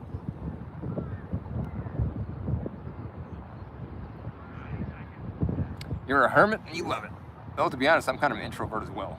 I like my alone time. That's how I'm able to have so much time to create the content that I do, is because I spend a lot of time in my head. So, more about the community and what's needed to create more places for people to be safe. Mr. Jerry, that is where the app comes. That's what I'm working on right now. I'm developing this app, the Nomad Syndicate app, that I'm hoping to complete it in the next month or two. So it's going to be a map-based system where people that own homesteads or houses can put listings on the app for nomads to have like safe haven places to park. So anybody that has some property or even a driveway, they can list it on there, and then a nomad can request a stay, and then you can either approve or disapprove it. And you can also have terms and conditions to where you would request that they help you out with something for the stay. I don't want to put money involved. I don't want to have a nomad have to pay $20 a night or something like that, because a lot of nomads, to be honest, don't have a whole lot of money. And I want this to be more community-based. I don't want it to revolve around money. So if a nomad wants to come and stay on a farm for a week and help harvest a crop and have a nice place to park, awesome. You know, that's kind of what the app's all about, is to form this communication network between homesteaders and nomads, or just people that have homes and a driveway to lend out.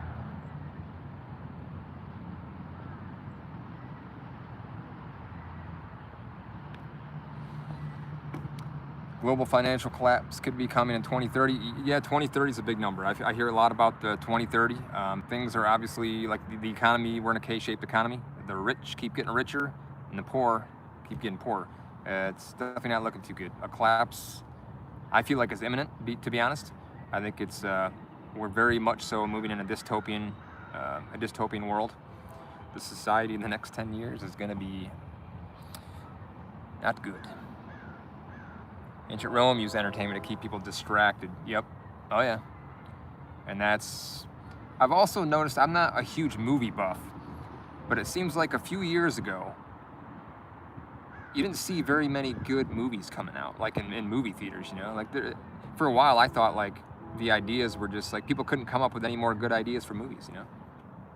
But up until recently, I started noticing that better quality movies have been being made. I don't know if that's if there's an objective of sorts to get more people, because there's a lot going on right now, and I feel like people need, because with all the political turmoil and everything that's going on right now, people need more distraction. Universal basic income, that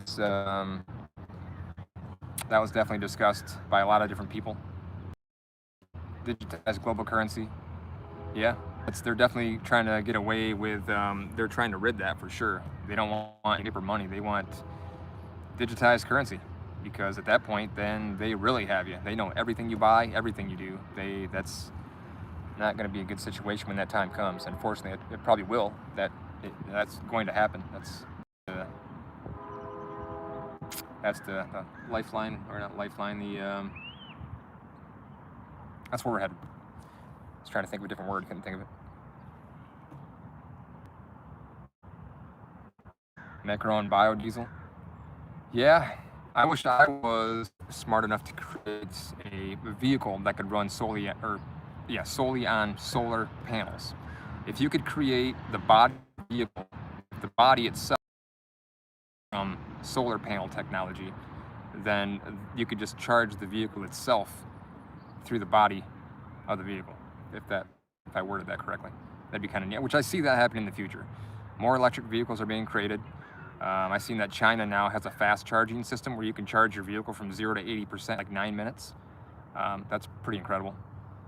But eventually, I don't think there's a limit. There's no limit to technology.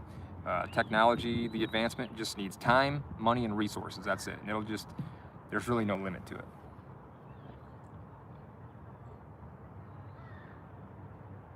Yeah, our money has been completely devalued, for sure.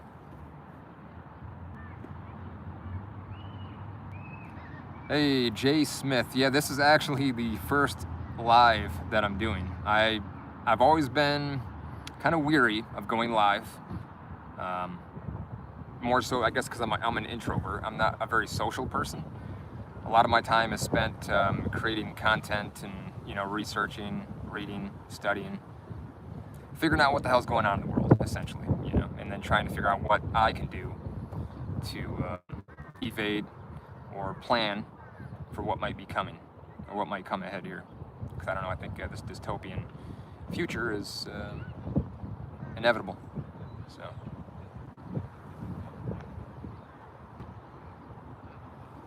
Right, yeah, there's obviously people that are not going to like the content that I create.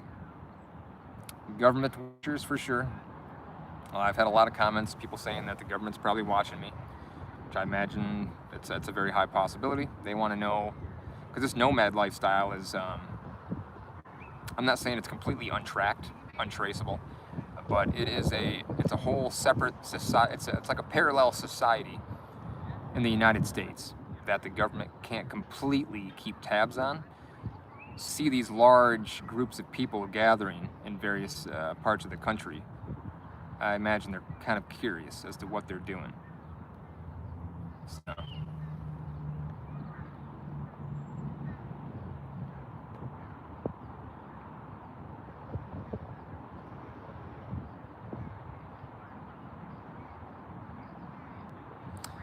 People need to start fasting. What do we got going on here?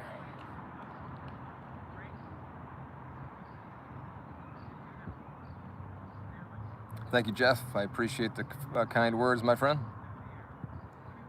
Interested in learning more about the nomad lifestyle? I mean, if not already, if you haven't joined the Nomad Syndicate groups, that is a community that I started a few months ago. And I encourage everybody to join the Nomad Syndicate community, because that community is just a assortment of nomads and individuals that are looking to join the nomad lifestyle. So if there's any information that you're looking to learn, if there's any people that you want to meet up with, I encourage you to go to groups on Reddit, Discord, and Facebook. Links should be like in the description of my YouTube videos.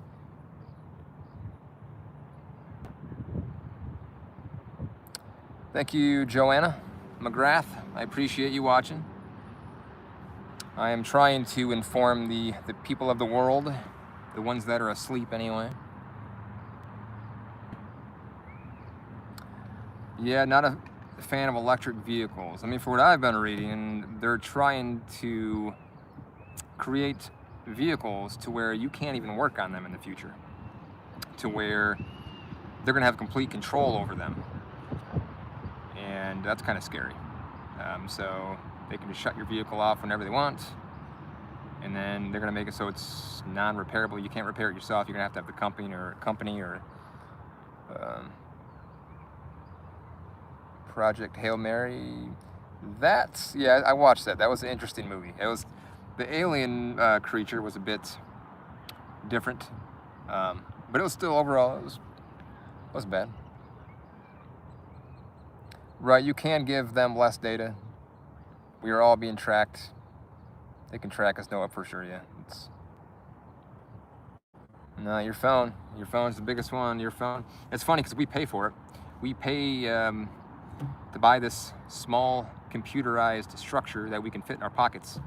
And the government can listen in on our conversations. They know what we like, what we don't like, who we're talking to, who we don't like, everything. It's funny because there's been times I'll have a conversation with a friend, I'm talking about a specific product or something, and then I jump on Instagram or something, there's an ad for that product I was just talking about. So they got the microphone and the camera on your phone. I'm sure they use it.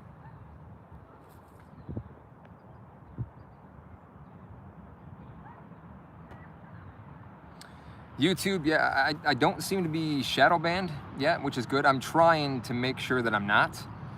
By not getting too political, I try to steer away from getting political, or you know, obviously like staying away from profanity, or I'm just trying to stick to the algorithm. I want to make sure that I am abiding by the algorithm while at the same time getting my message out there to people, which is kind of tricky to do. I would like to express more anger sometimes, but the algorithm might not like that. So how do you follow up with Nomad Syndicate? Yeah, you can join the Facebook group or the Discord channel. Links are my YouTube videos themselves, not the shorts. Well, maybe some of the shorts. I can't remember if I put the links in there or not. But yeah, I would go do the Facebook and the Discord channel. You can find a lot of information in there. Smartphones and tablets, PCs make the NSA's job a lot easier. You're dang right. That's right. Disposable. Yeah, everything's disposable these days. Back in the day, you can get a US made car or any product, you know, products that were made back in the day, before we outsourced a lot of our stuff from China and overseas. Now a lot of our products are made over there, but before that, they were good products. They last a lifetime, you know. I remember my parents bought this vacuum cleaner, and I can't remember what brand it was. Was it Kirby? Maybe it was a Kirby. I don't know. But a door salesman came by and sold it, and it was an expensive vacuum, but it was solidly built. It was made of steel. Was it made of steel? Alloy? I don't know what it was made of. It was built tough. You could not break this thing. Anyway, they still have it, and they've had that thing for 30 years. But it just goes to show like how well-made products were back in the day, and nowadays they make them, yeah, disposable. Like they only want products to work for a certain amount of time, so that you got to buy something else. Smart dust. I was going to make a video on that, smart dust and nanoparticles, at some point. I haven't gotten around to the research yet, but that's a very fascinating topic to check out. So that's in my notes for the future to perhaps research and make a video on. Rebellion is a good substitute for anger. Rebel by building your own systems. Exactly. Fine words, my friend. Fine words. That's exactly what I'm trying to do. Because the system was not built for us. We must build our own. The good old days, you could take a battery out of your phone, battery goes dead, just buy a new battery, yeah, swap it out, bam, done. Yeah, now, I used to repair phones back in the day. Being a techie that I am, I used to build computers, and I'd repair my own phones, you know, but it's kind of a hassle. You know, you got to use like a heat gun, you got to heat it up, and then you got to pry the screen off, then you got a bunch of tabs you got to pull out, and it's a bit of a process if you want to replace a battery in a cell phone or a tablet. Rebellion is the only rational response to tyranny. Yeah, I agree. Night Raven, yes. Fine words. I agree. But unfortunately, I think we're at a point to where it's hard for people to rebel. The government has people in a situation where they're not able to do that, because you have to work, you have to pay bills, you gotta watch, you have kids, you got a family. If you take off time to go to a protest, or if you do anything to rebel whatsoever, if you're gonna risk jail time or prison time, that's just not something that people are willing to do. I mean, back in the day, people would be more willing to do that. People were willing to fight for their freedom. They would literally fight. They would risk going to jail, they'd risk getting killed. And that's not like that anymore. People aren't really willing to take risks. People aren't willing to do that. The outbound computer is like I don't remember an outbound computer, like a Mac, huh? I don't recall that. Hoover vacuum. My aunt used to work at the Hoover factory back in the day. Intergalactic spaceships, computerized entertainment program. Amorphous blobs stashed in an intergalactic spaceship connected to a computerized entertainment program just to occupy our consciousness until until we find a new home.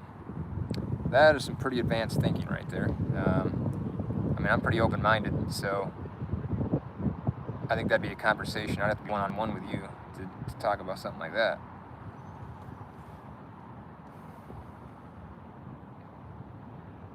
Many embrace the lie because the truth is far too terrifying to face.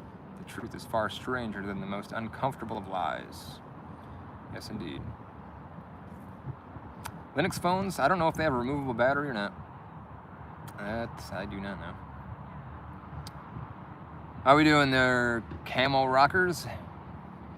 Thank you, I appreciate the kind words, my friend.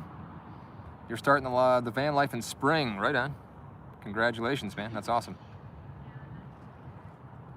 I'm happy for you. It's quite an adventure. I remember when I first started, I hit the road in 2018, and it was a heck of an adventure for me because I was in Michigan my whole life. So leaving Michigan at like 31 years old and going through all these states and going to the Rocky Mountains and all these national parks, it was a whole new freedom, that's for sure.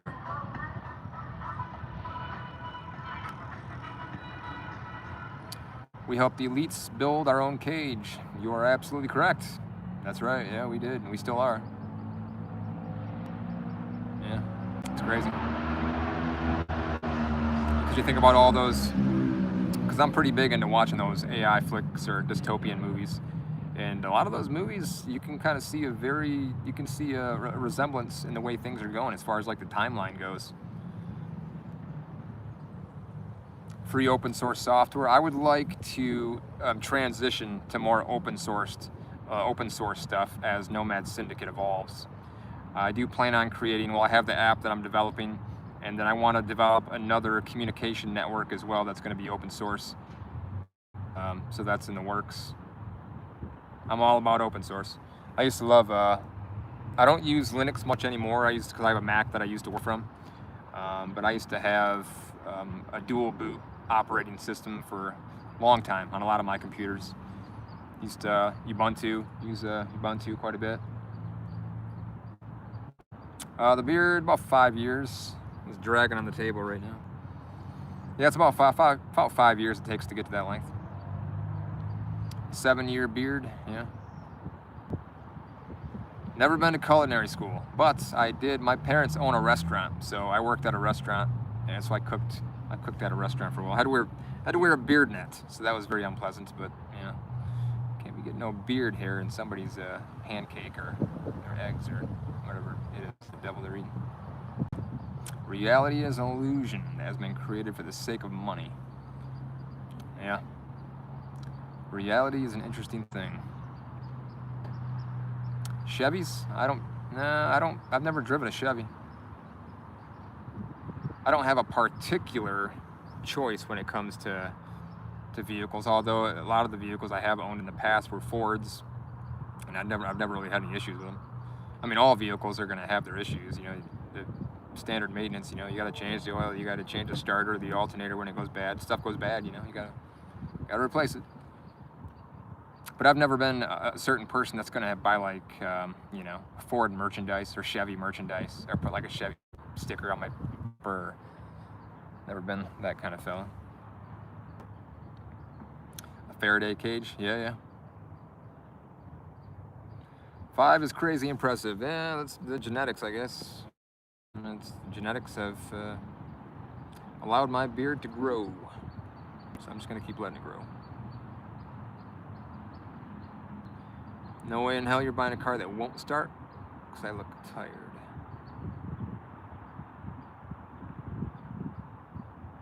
Yeah, when I purchase vehicles, I look them over real well. I've always been pretty in tune with vehicles, so I know what to look for if I'm buying a new vehicle. So, but if you're ever in the stage of buying a new vehicle, make sure you have a friend or somebody that knows about vehicles take a look at it for you, or pay a shop, you know, a small fee to look it over for you. Because yeah, you don't want to buy a vehicle that has a bad transmission or you know, blown head gasket or something like that. Toyotas, yeah, that thing would last forever. 2027 law requires internal cameras on the driver from multiple angles. Okay. Sounds about right. I mean, as we progress year after year, I imagine more cameras are going to come into play. You know, more freedoms are going to be taken away. More surveillance. There's going to be 2000 Pontiac, Montana. Right on. Shelly, you have yourself a wonderful day. I appreciate you stopping by. Thanks for the kind words, and I will certainly keep them coming. And I will stay safe. You as well. Thank you. AI cameras, yeah, surveilling you. Yeah, no, that's the world we're headed to. AI, we're gonna be completely surveilled. That's how the world is. That's how it's going. Unfortunately, got cameras up everywhere at stoplights. You know, we got flock cameras all over the place. I mean, everybody will. I mean, that and facial recognition.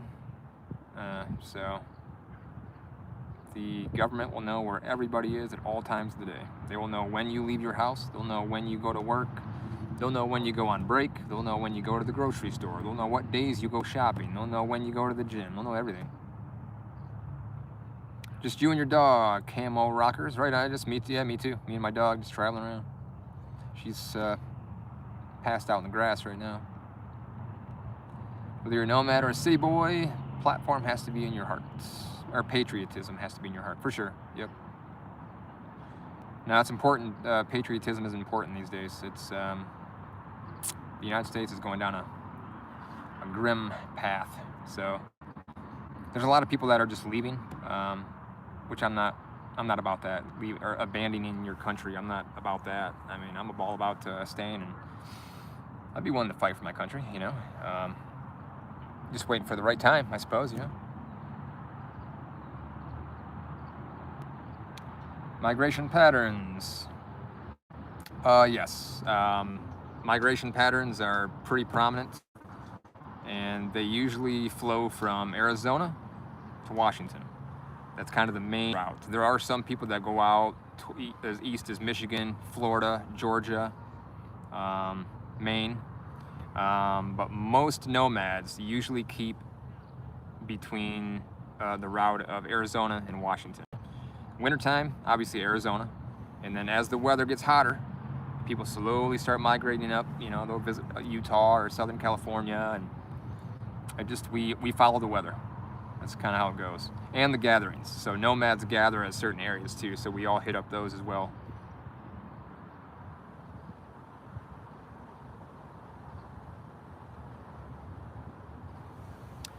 But yeah. I thought I was going to be working on this app out here, but to be honest, ever since I've been on this live session, I've not done anything. I haven't gotten anything done on the app. I didn't realize so many people would be in here asking questions. But that's cool. I'm stoked that so many people came in. This is my first live session, so I'm glad you've all wanted to come in and say hi. I've never had a huge ambition to do lives before, but I don't know, I just thought, what the heck, give it a shot, I guess. My expenses are not that much, but my income is also not that much either.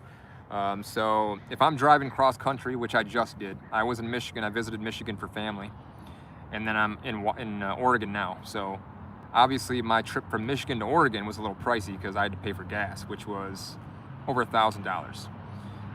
But at this point, sticking around between Washington and Arizona at this point from now until winter. So my expenses are going to be a lot less because I'm not doing as much driving.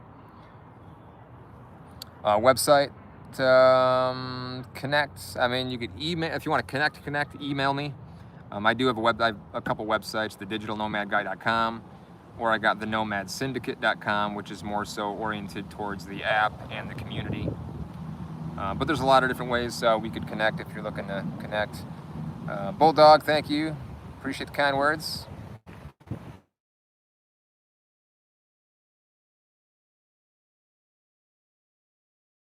Nature, actually, so we need to be in nature. Too many people, I think that's why society's kind of on a downfall, because we're too divided, and we're being separated from nature. We need the trees, we need the plants, we need the water.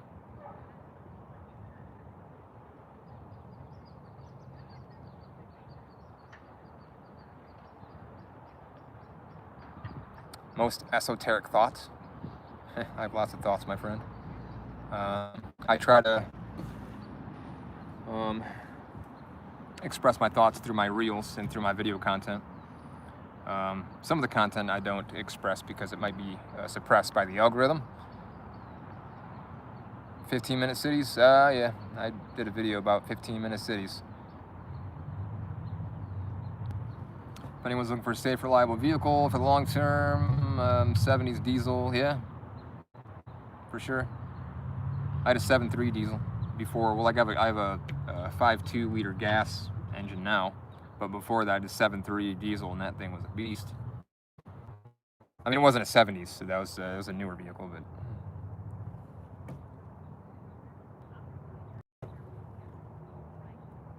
$45 squared. I appreciate you, my friend. He says, thanks for the migration info. You are helping America. I'm trying to, my friend. I'm trying to hopefully spread a message or inspire people to live outside the system or do something different.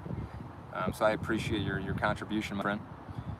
I'm doing what I can in this crazed world we live in. What kind of rig do I drive? You're up in Cedar, Utah. I'm in a shuttle bus. That's the newest rig that I bought. My old rig broke down in the desert. And my only option was to buy a new one. I wasn't willing to spend the money to repair it. It just wasn't worth it. So I bought a rental car, and I drove to Phoenix to pick up the shuttle bus I have now. And then I drove it back. That was a whole situation. Glad I'm out of that, that's for sure. That's I drive a Ford E350 shuttle bus, is what it is. 5.2 liter. And I bought it in Phoenix, so zero rust, which is awesome. Looked it over real well.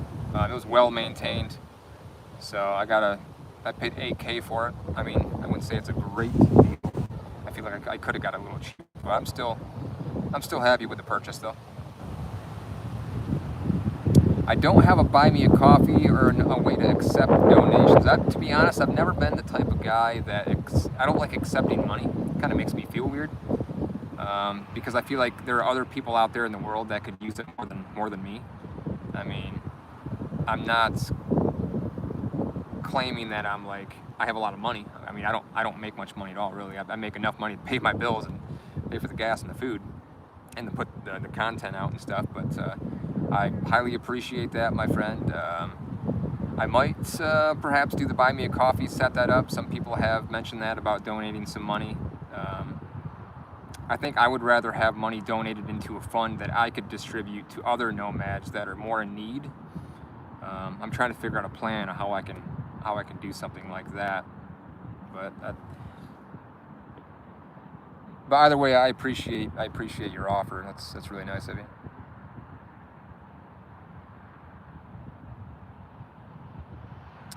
And you have become a nomad initiate. Thank you, my friend. Appreciate that. You become a member. Thank you. Do I let people travel along with? Yeah, I do join caravans, and I do form caravans from time to time.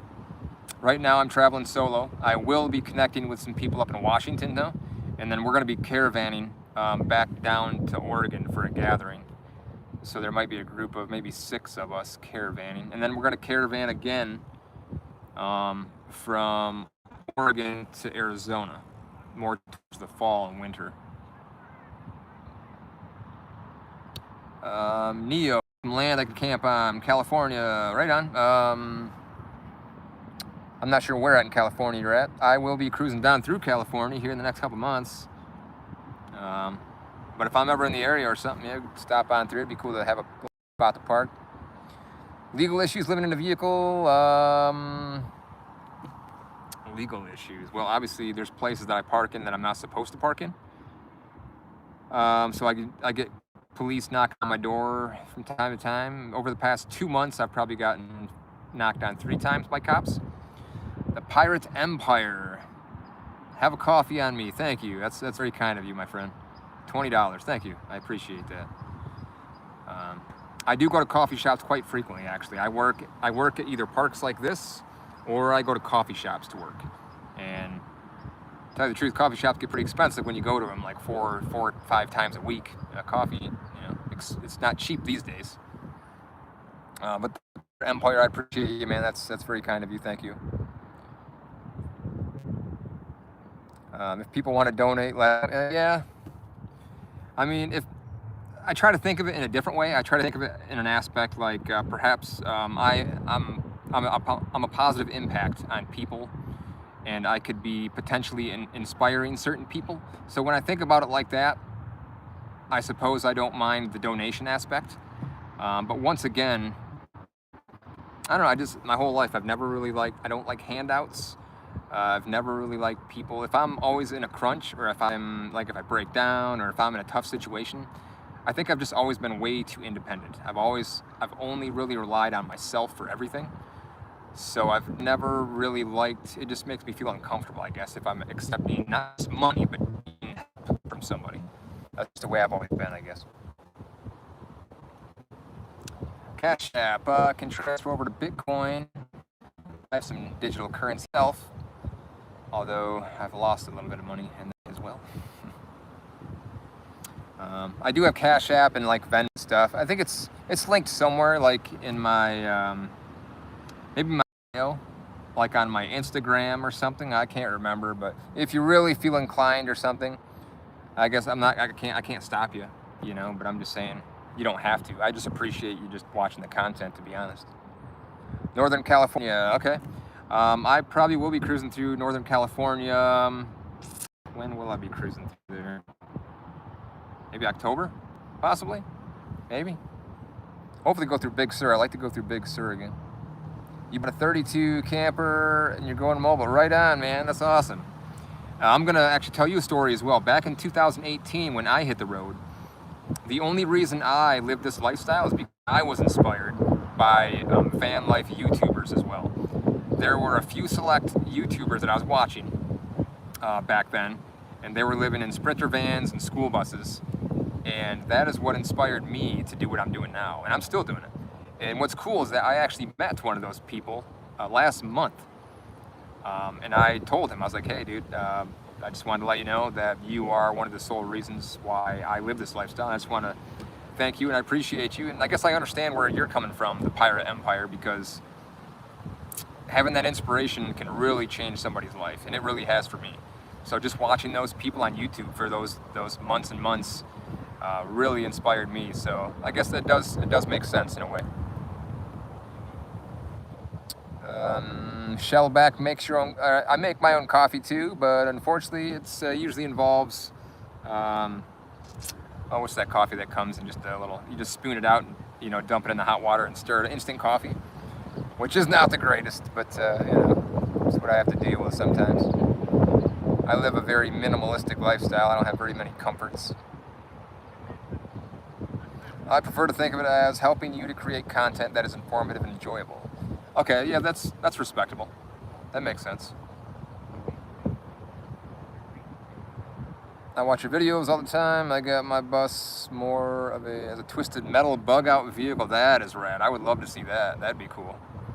I game in it on Xbox. Right on. That's sweet. I'd like to see an image of that. That'd be pretty cool. Thank you, Schaefer9681. I do what I can, you know. This is an interesting reality that I live in, and all of you live in as well. So I try to make the best of it. And I try to, all that stuff that's going on in this brain, this organ in my head, I try to release it and create content with all the stuff that's coming out of it. You can fish, you can hunt, right on, pigs, chickens, nice. That's the best place to be, especially in the society nowadays.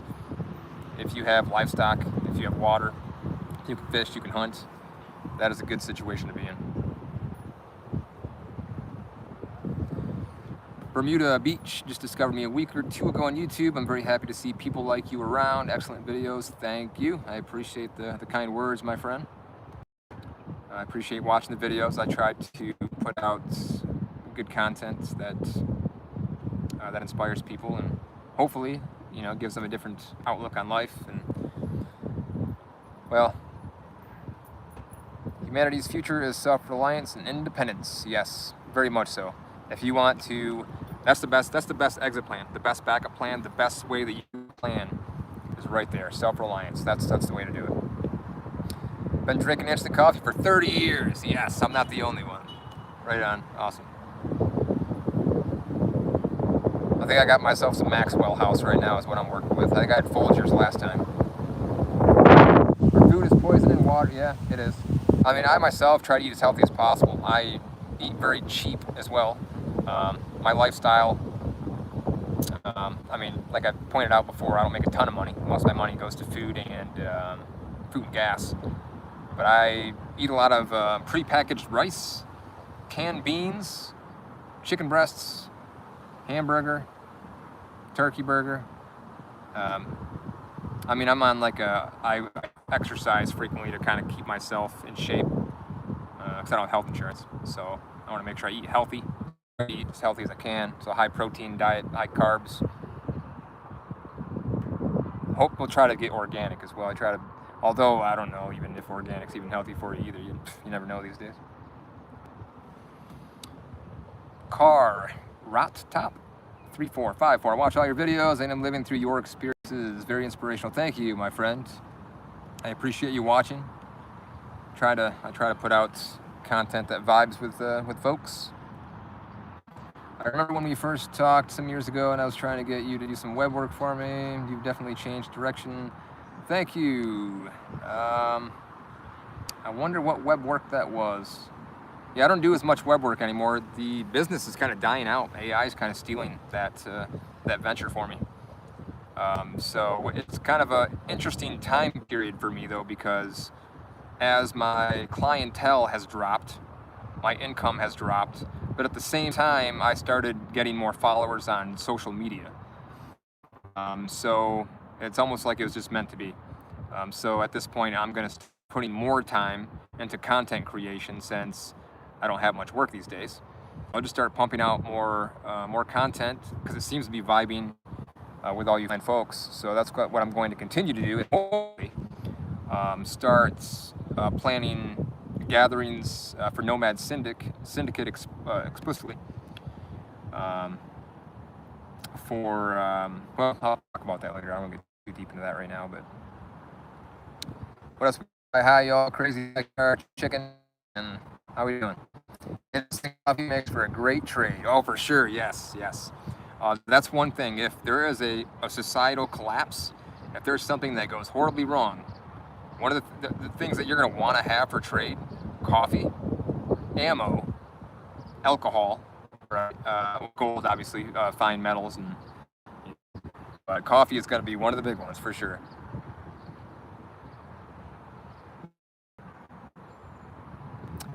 You'd like to see nomads.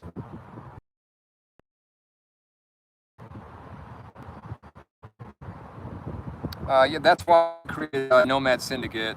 It's the community for nomads by nomads. It's meant to help other people get started in the nomad lifestyle. So I hope that helps people by visiting and joining those communities. Look for 10 acres. I have a 86 Dodge camper. Don't need a big house anymore. Maybe a barn for your chickens. Right on.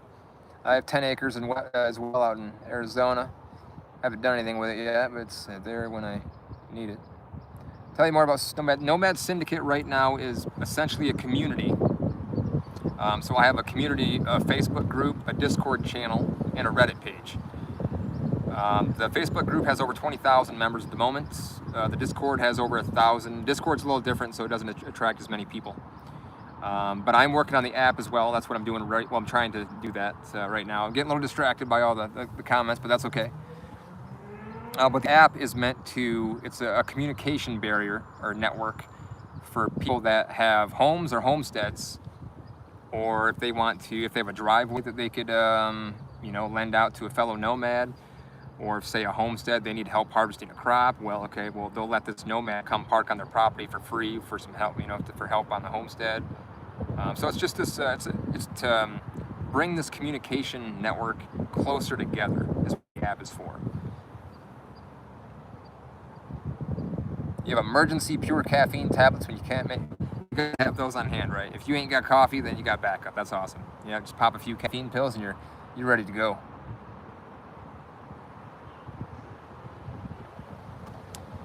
Give the man a thumbs up if you haven't. Thank you, Carrot Top. I'm inspired by some of your content, but it's a big letdown not being able to find a minimalistic nomadic community that lives, travels, and thrives together. So the nomadic community it's vast, and there's a lot of people that are part of it, and it's not just a single community. It's a lot of different micro communities that are all in it. Like Nomad Syndicate is a micro community that is part of the nomadic community. There's a lot of different people that are in the nomadic lifestyle. A lot of different folks. You got older folks. You got different ethnic groups. You got people that are more digital oriented. You got digital nomads. There's a whole group of them. It's but you're saying it's a big letdown not being able to find them. It can be tricky finding the right people. I would encourage you to go to nomad gatherings. That's where you're going to find the right people. So if you ever get a chance to go to the gatherings and put yourself out there, you'll find the right people. And so, got a housing voucher. Lived in transitional. Hold on a minute. I gotta get some water. All right.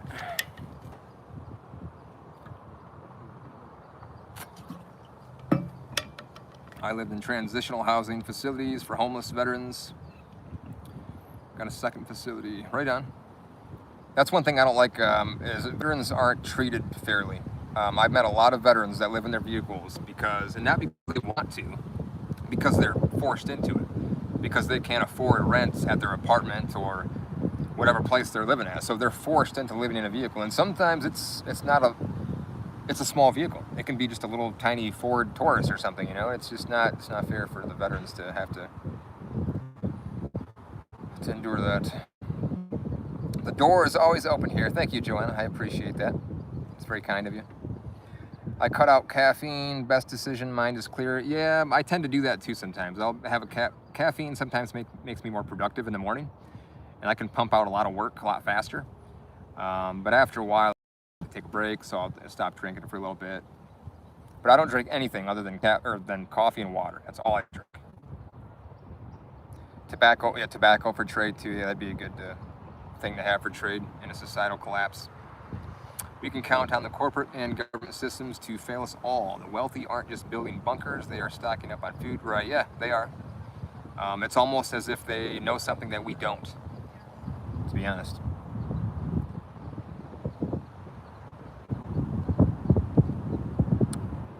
You'd let folks stay on your homestead in exchange for help. All right, I still have 2 vans. Solar, gardens, orchard, very nice, very nice. Hello, Rebecca. I appreciate the nice comments. The beard, yeah, just keeps on growing, so I let it do its thing.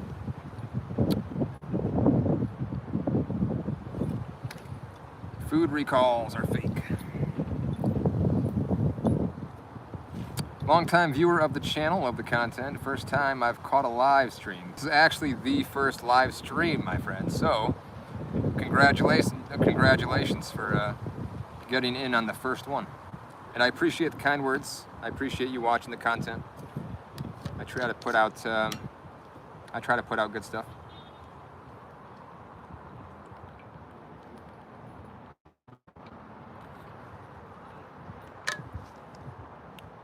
Taking the food recall. That's interesting.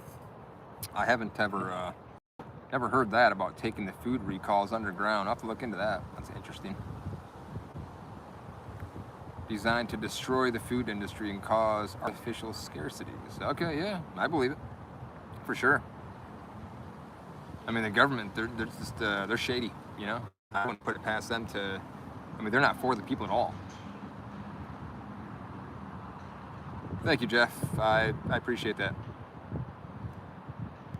It's become a full-time job. I literally wake up at 5 in the morning every day, and the first thing I do is figure out, okay, what reel am I making this morning? Because I try to put out a reel.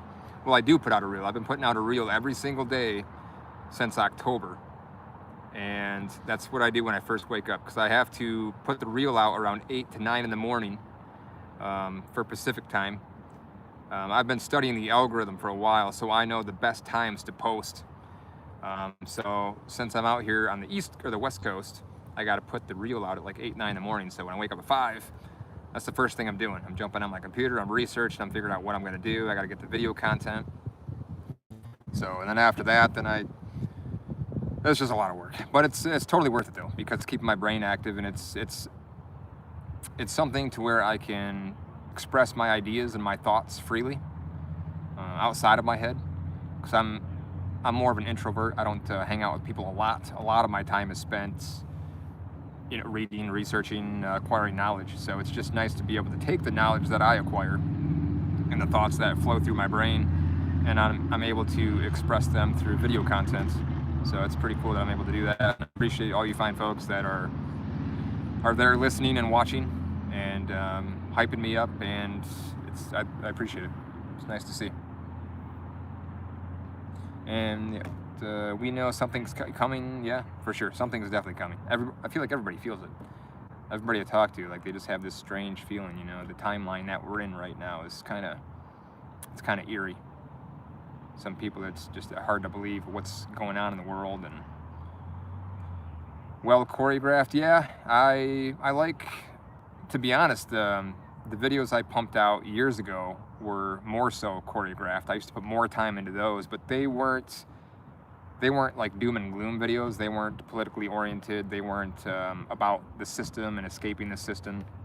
They were just travel videos. So I've actually been creating content for a long time. I've been creating content for years, probably at least 10 years. But it's just up until recently where I've been becoming a lot more popular on social media.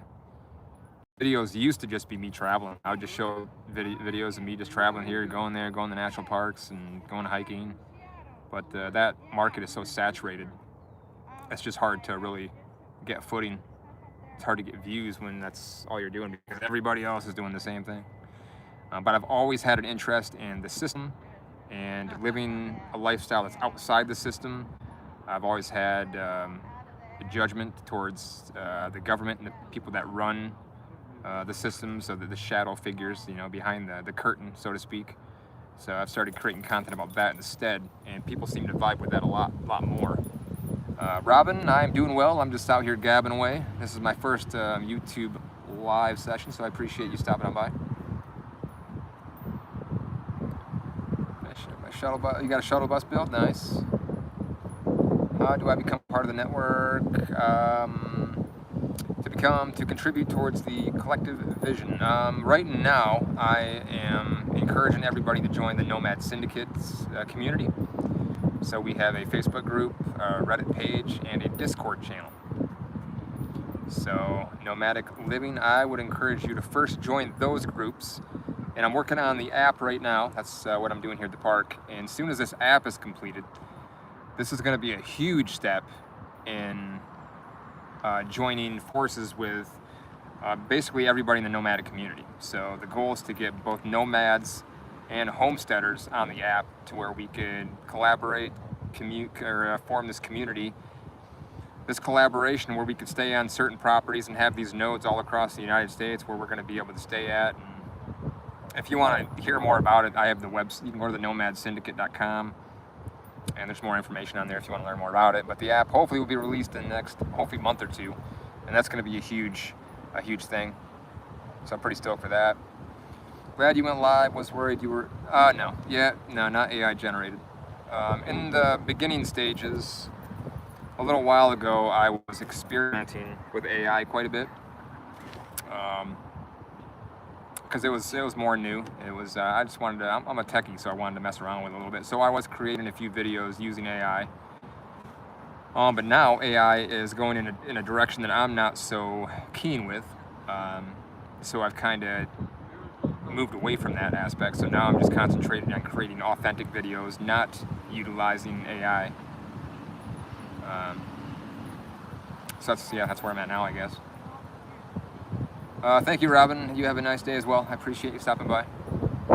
I've been skeptical with some of your content, but I still think it's good. You're putting it out there. Yeah, I mean, I've gotten that comment from several other people as well, about people being skeptical about the content that I put out there. I mean, I try to put out,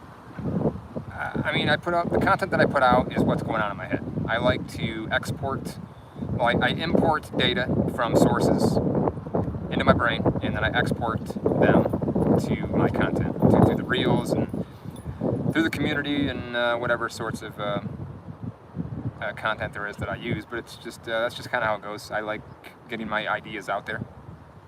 So whatever flows through my head, I just release it through either video or text format, I guess.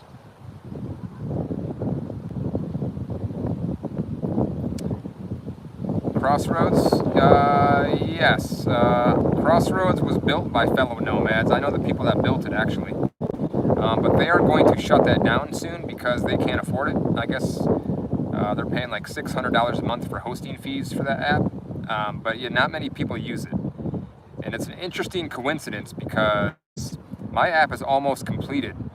And Crossroads, they're gonna go offline. And then there's another app called Seeker. It used to be called the Van Life app, but they changed it to Seeker.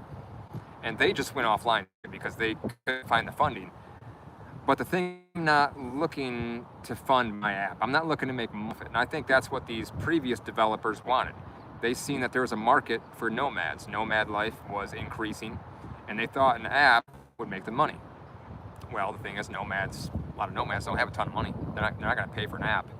So I'm developing an app that's going to be free, and that's not focused on money. I don't want to make money off it. I want to bring the community together. That's the primary goal. So that's what's going on there. Maybe you can add the name of the app or a way to get it on here. Well, my app, the app I'm developing is it's going to be called Nomad Syndicate. And if you're a follower, you'll see it. More fly cameras. I am trying to figure that out, to be honest. A way to fight back is a comment and a question I get quite frequently. The only way that I can handle that right now is by creating content that inspires people by living outside traditional systems. And in the future, I plan on forming gatherings of people for that specific purpose too. So people that are looking to live outside the system, I will plan events for that, and then we can all meet up, discuss things, and figure out what we're going to do as a group. That's future plans, so I haven't put a ton of thought to that yet, but that is, yeah, the wind is kicking up. I got to keep holding on to my tripod here so it doesn't tip over. I might have to take off here pretty soon. I got to go to, I got to hit up Planet Fitness. I captured a domain name, host the videos on the website for privacy. I would do a lead-in with a YouTube video. Direct video or content. Okay, right on. Super passionate about keeping, yes, public lands should stay public, for sure. I'm totally in agreement with that. Unfortunately, it looks like I think more and more AI data centers are going to be built on public lands because there's too many communities that are fighting them. They're trying to put up AI data centers in certain counties, certain cities, towns, but at the town meetings, a lot of people are voting no. And so the only way that they can get these centers built is to move on to public lands because there's nobody there to vote. And that's just, unfortunately, we gotta fight that. I'm not about that. Making a better life for yourself, garden, etc., ready for a change. Society has disappointed me. Yes, I'm right there with you, Rebecca. You seem like you're on a good path. The garden and self-sufficiency is where you should, that's where you should go if you want to plan. High Desert, Mojave Desert, yeah. I thought about getting property up there as well. How to find other van dwellers who want to create a group who wants to purchase a piece of land. That's actually what I'm looking for right now. I'm looking for a group of people that will purchase land together. I have 2 other people. So we got 3 total. I'd like to have 10. If you want more information on that, the nomadsyndicate.com, you can find some information on there. If you want to apply, I have an application that you can fill out as well to find other people willing to put money in for a property. I'm trying to scroll through all these comments here. I don't know if I can get to all of them. Howdy, nomadic friends. New Tropic Transmissions. How we doing? Hello, Mary. Thanks for stopping by. Yeah, Pirate Empire. You already know. I just already mentioned it that this is my very first live stream for YouTube. I've really been hesitant about doing these just because I'm not really very social. I'm a very big introvert, so talking to other people, I seem to be doing pretty good right now, I guess. So that's all right. But yeah, maybe I'll do one a week. I could try to do one a week and see how they work. This one here seems to be doing okay. I'm vibing with all the folks that are in here. Lots of good questions. So perhaps I will do this every week. I imagine it'd probably be best to do this the same day, same time. So it's today, Wednesday. Maybe I'll try to do it every Wednesday. Scab City. What's Scab City? I mean Slab City? Just to confirm and let people know, Slab City isn't really affiliated with my community or Nomad Syndicate, or really the Nomad community in general. Slab City is kind of its own thing. There are some nomads that go out there and visit, but we're not really. It's kind of its own community in a way. Minimum investment, I'm considered part of the land living. So what I have set up right now, 10 people at 10,000 each. So that's what I'm looking at right now, 10,000 for everybody. I don't want to go more or less. I want everybody to put in an equal amount and be set up as an LLC. I already have the paperwork drawn up and everything. It's if you want it, you can email me actually. If you're interested in that, you can email me and we can discuss that a little more. It's just Luke@thedigitalnomadguy.com. Interested in buying land as a group? Yeah, check out the nomadsyndicate.com. I have information on there if you want to apply for the process of buying land together with other people. Am I your first subscriber? No, I think there are more. I have subscribers on Facebook and Instagram as well. I'm not sure how many I have on YouTube, to be honest. I haven't checked in a while. But you are my first subscriber in the live, though. So that's kind of an achievement, I guess you could say. So this is my very first live session, and you are the very first subscriber in my live session. So that's pretty cool. Thank you, Brett. I appreciate the kind words, my friend. I just tell everybody I'm playing the role that I'm playing in the universe. This is the role I'm playing. That's just doing my thing. Thank you, Shellback. Doing good for my first live stream, right on. Maybe I'll continue. We'll see. I guess it is a little different talking to a camera opposed to talking to somebody in person. Selling the house, buying some acreage, becoming self-sufficient. Good call. Good call. Yes. So the Pirate Empire, I call them nodes. So each location is going to be called a node, and that is explained more on the website. Or when the app comes out, you'll definitely notice, or you'll see that each location is called a node. On the app, I have 3 different nodes. There are going to be sanctuary nodes, which are going to be either homesteads, a safe parking spot, or a parking lot, or it could be a driveway. And then I have waypoint nodes, which are nodes that nomads can essentially add as they're driving across America. If they find like a good spot to park, they can add it to the map so that other nomads can find that location as well. And they can upload a photo of it. They can let you know like what the cell signal is there, if an RV can park there, and so forth. And then there will also be event nodes, so people can start events as well. They can start an event wherever, you know. It can be an outside event, an indoor event, but it's got to be nomad related though. It can't be just a birthday party. Well, unless it's a birthday party for a nomad, I guess. But anyway, more of that information on the website though. Can you bring a doggy up for Aeon? Come here. Come here. Come over here. It's fine, folks. Want to see you. Hello from Yuma. I was down in Yuma in December. I'm looking to buy property in Arizona first. I'm trying to follow the nomad migration route. So I want to be the land that I personally want to buy. I want it to be near other nomads. So nomads always have the same path they keep going because they follow the weather. And I want to make it so that these nomads don't have to travel, you know, miles and miles to get to a node. I mean, there will be other nodes too that other people can add out east if they want to, because there are city nomads and so forth, you know. But my specific properties that I want to buy will be along the route. So probably Arizona first, maybe one in Oregon for a second one. First on YouTube. No, you weren't the first subscriber on YouTube in general. No. Bixby. Badge of honor. 41.9K here on YouTube. Is that my followers? I've been keeping track how many followers I have on here. But it's been going up pretty fast, it seems like. I just started this YouTube channel not too long ago. I have an old YouTube channel actually, but I don't have access to it, so I had to create this a new one.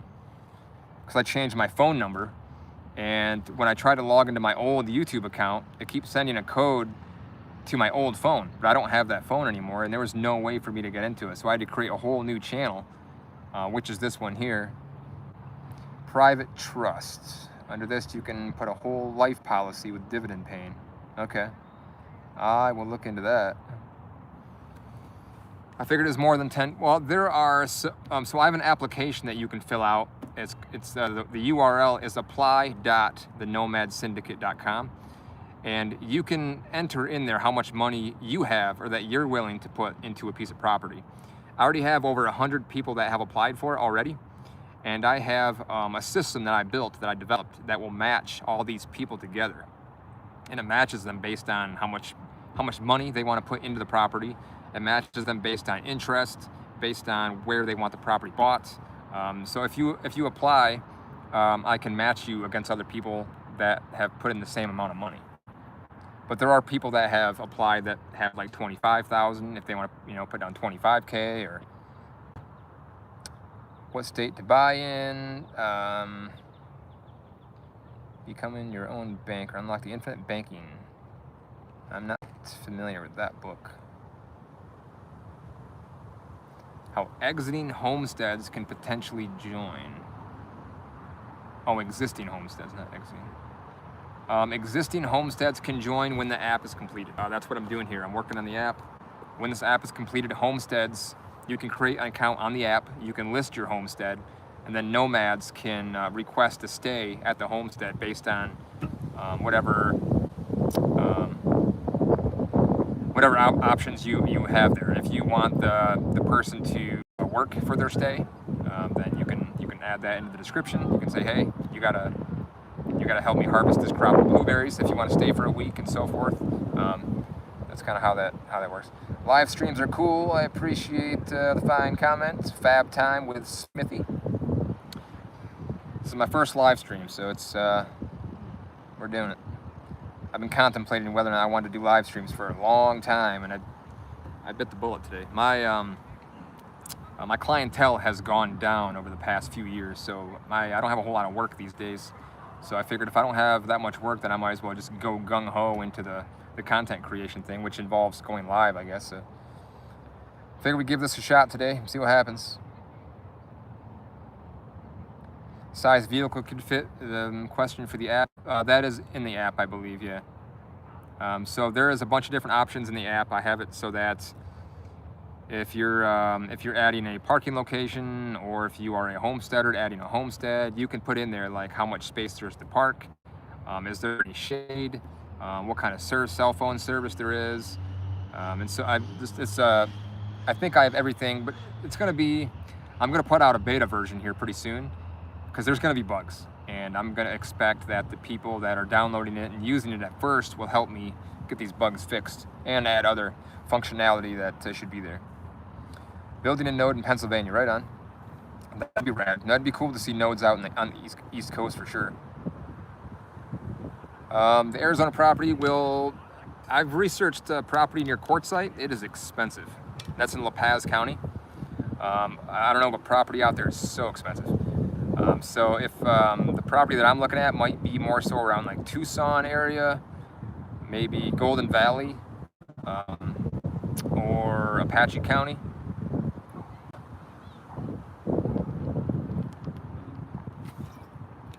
My mouth's getting dry. I don't usually talk this much. Oh my gosh.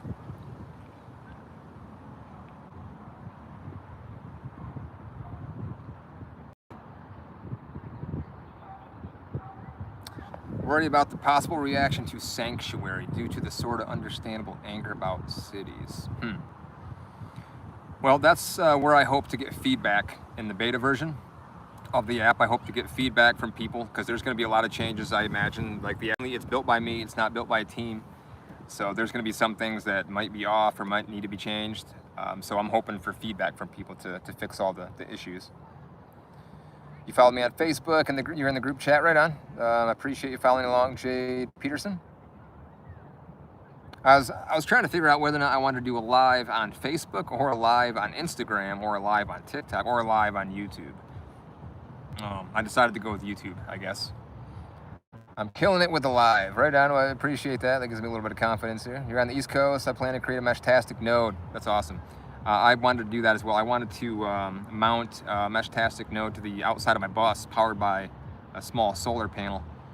I have all the products that I need to purchase this said node, but I haven't got around to buying it yet because I don't have the money. But you can help with the development of the app. I appreciate that, my friend. I've had a lot of other people that are willing to help as well. But I'm just about done. I'm getting there. I think in the future, I would like to get a team of people. Not just a team for the app, though. I think a team for just the whole community, because it's becoming to be, it's a lot of work on my part. I spend hours and hours every single day, Monday through Sunday, whether it be on the app or in the community groups or making videos. It's becoming to be a lot of work.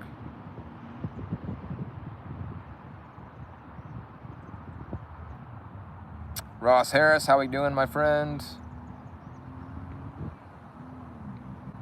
I'm good at privacy and I have some development credentials. Right on. Nootropic transmission. I have to keep you in mind. Thank you, Jade Peterson. Mesh core is better. I swore off Facebook years ago. Dude, all the yeah. That's why I'm developing this app. This app it's going to have a social media feel to it as well. Because I am not okay. I obviously I'm on all the social media platforms, but there's no privacy. They know everything about you. That's why I'm developing this app right here, because this is it's gonna be a decentralized app, so it's not gonna be connected to these large corporations. So all the data that is consumed or that's on this app that I develop will not be given out to third parties, and it's gonna be safer. And I'm kind of developing it for myself. That's originally why I wanted to do it, was for me to get away from the centralized system. But I figured, why not just make it for all the nomads? You can go live using most social media platforms. Fastest way to get the message out is through YouTube. Okay, all right, that's good to know. That's what I'm on, that's what I'm doing, so. Does Nomad Syndicate also have a section for work opportunities? Yes. So in the app, I'm gonna develop a section in the app for like work trade. There's gonna be like a barter section. I'm gonna try to include as much as I can in this app as possible. The first version that I release won't have all of this stuff, but I will be releasing obviously different versions that will contain different things, because I need feedback from fellow nomads and then just people that in general that are looking to live an alternative lifestyle, to get feedback from other people to develop it as I go into the future. Subjects you talk about in the videos, just be safe. I get a lot of comments like that. That's something that I just got to deal with. You know, obviously I know that some of the stuff is pretty controversial that I talk about, but somebody has to speak up, and I guess that's the role that I'm playing, I guess. So it's got to be somebody. Why not me, I guess.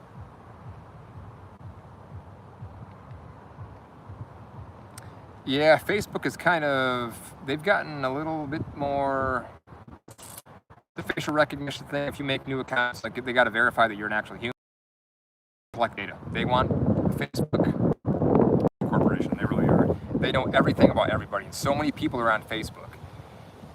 They want to know that you can't make a fake account on Facebook. It's just not possible.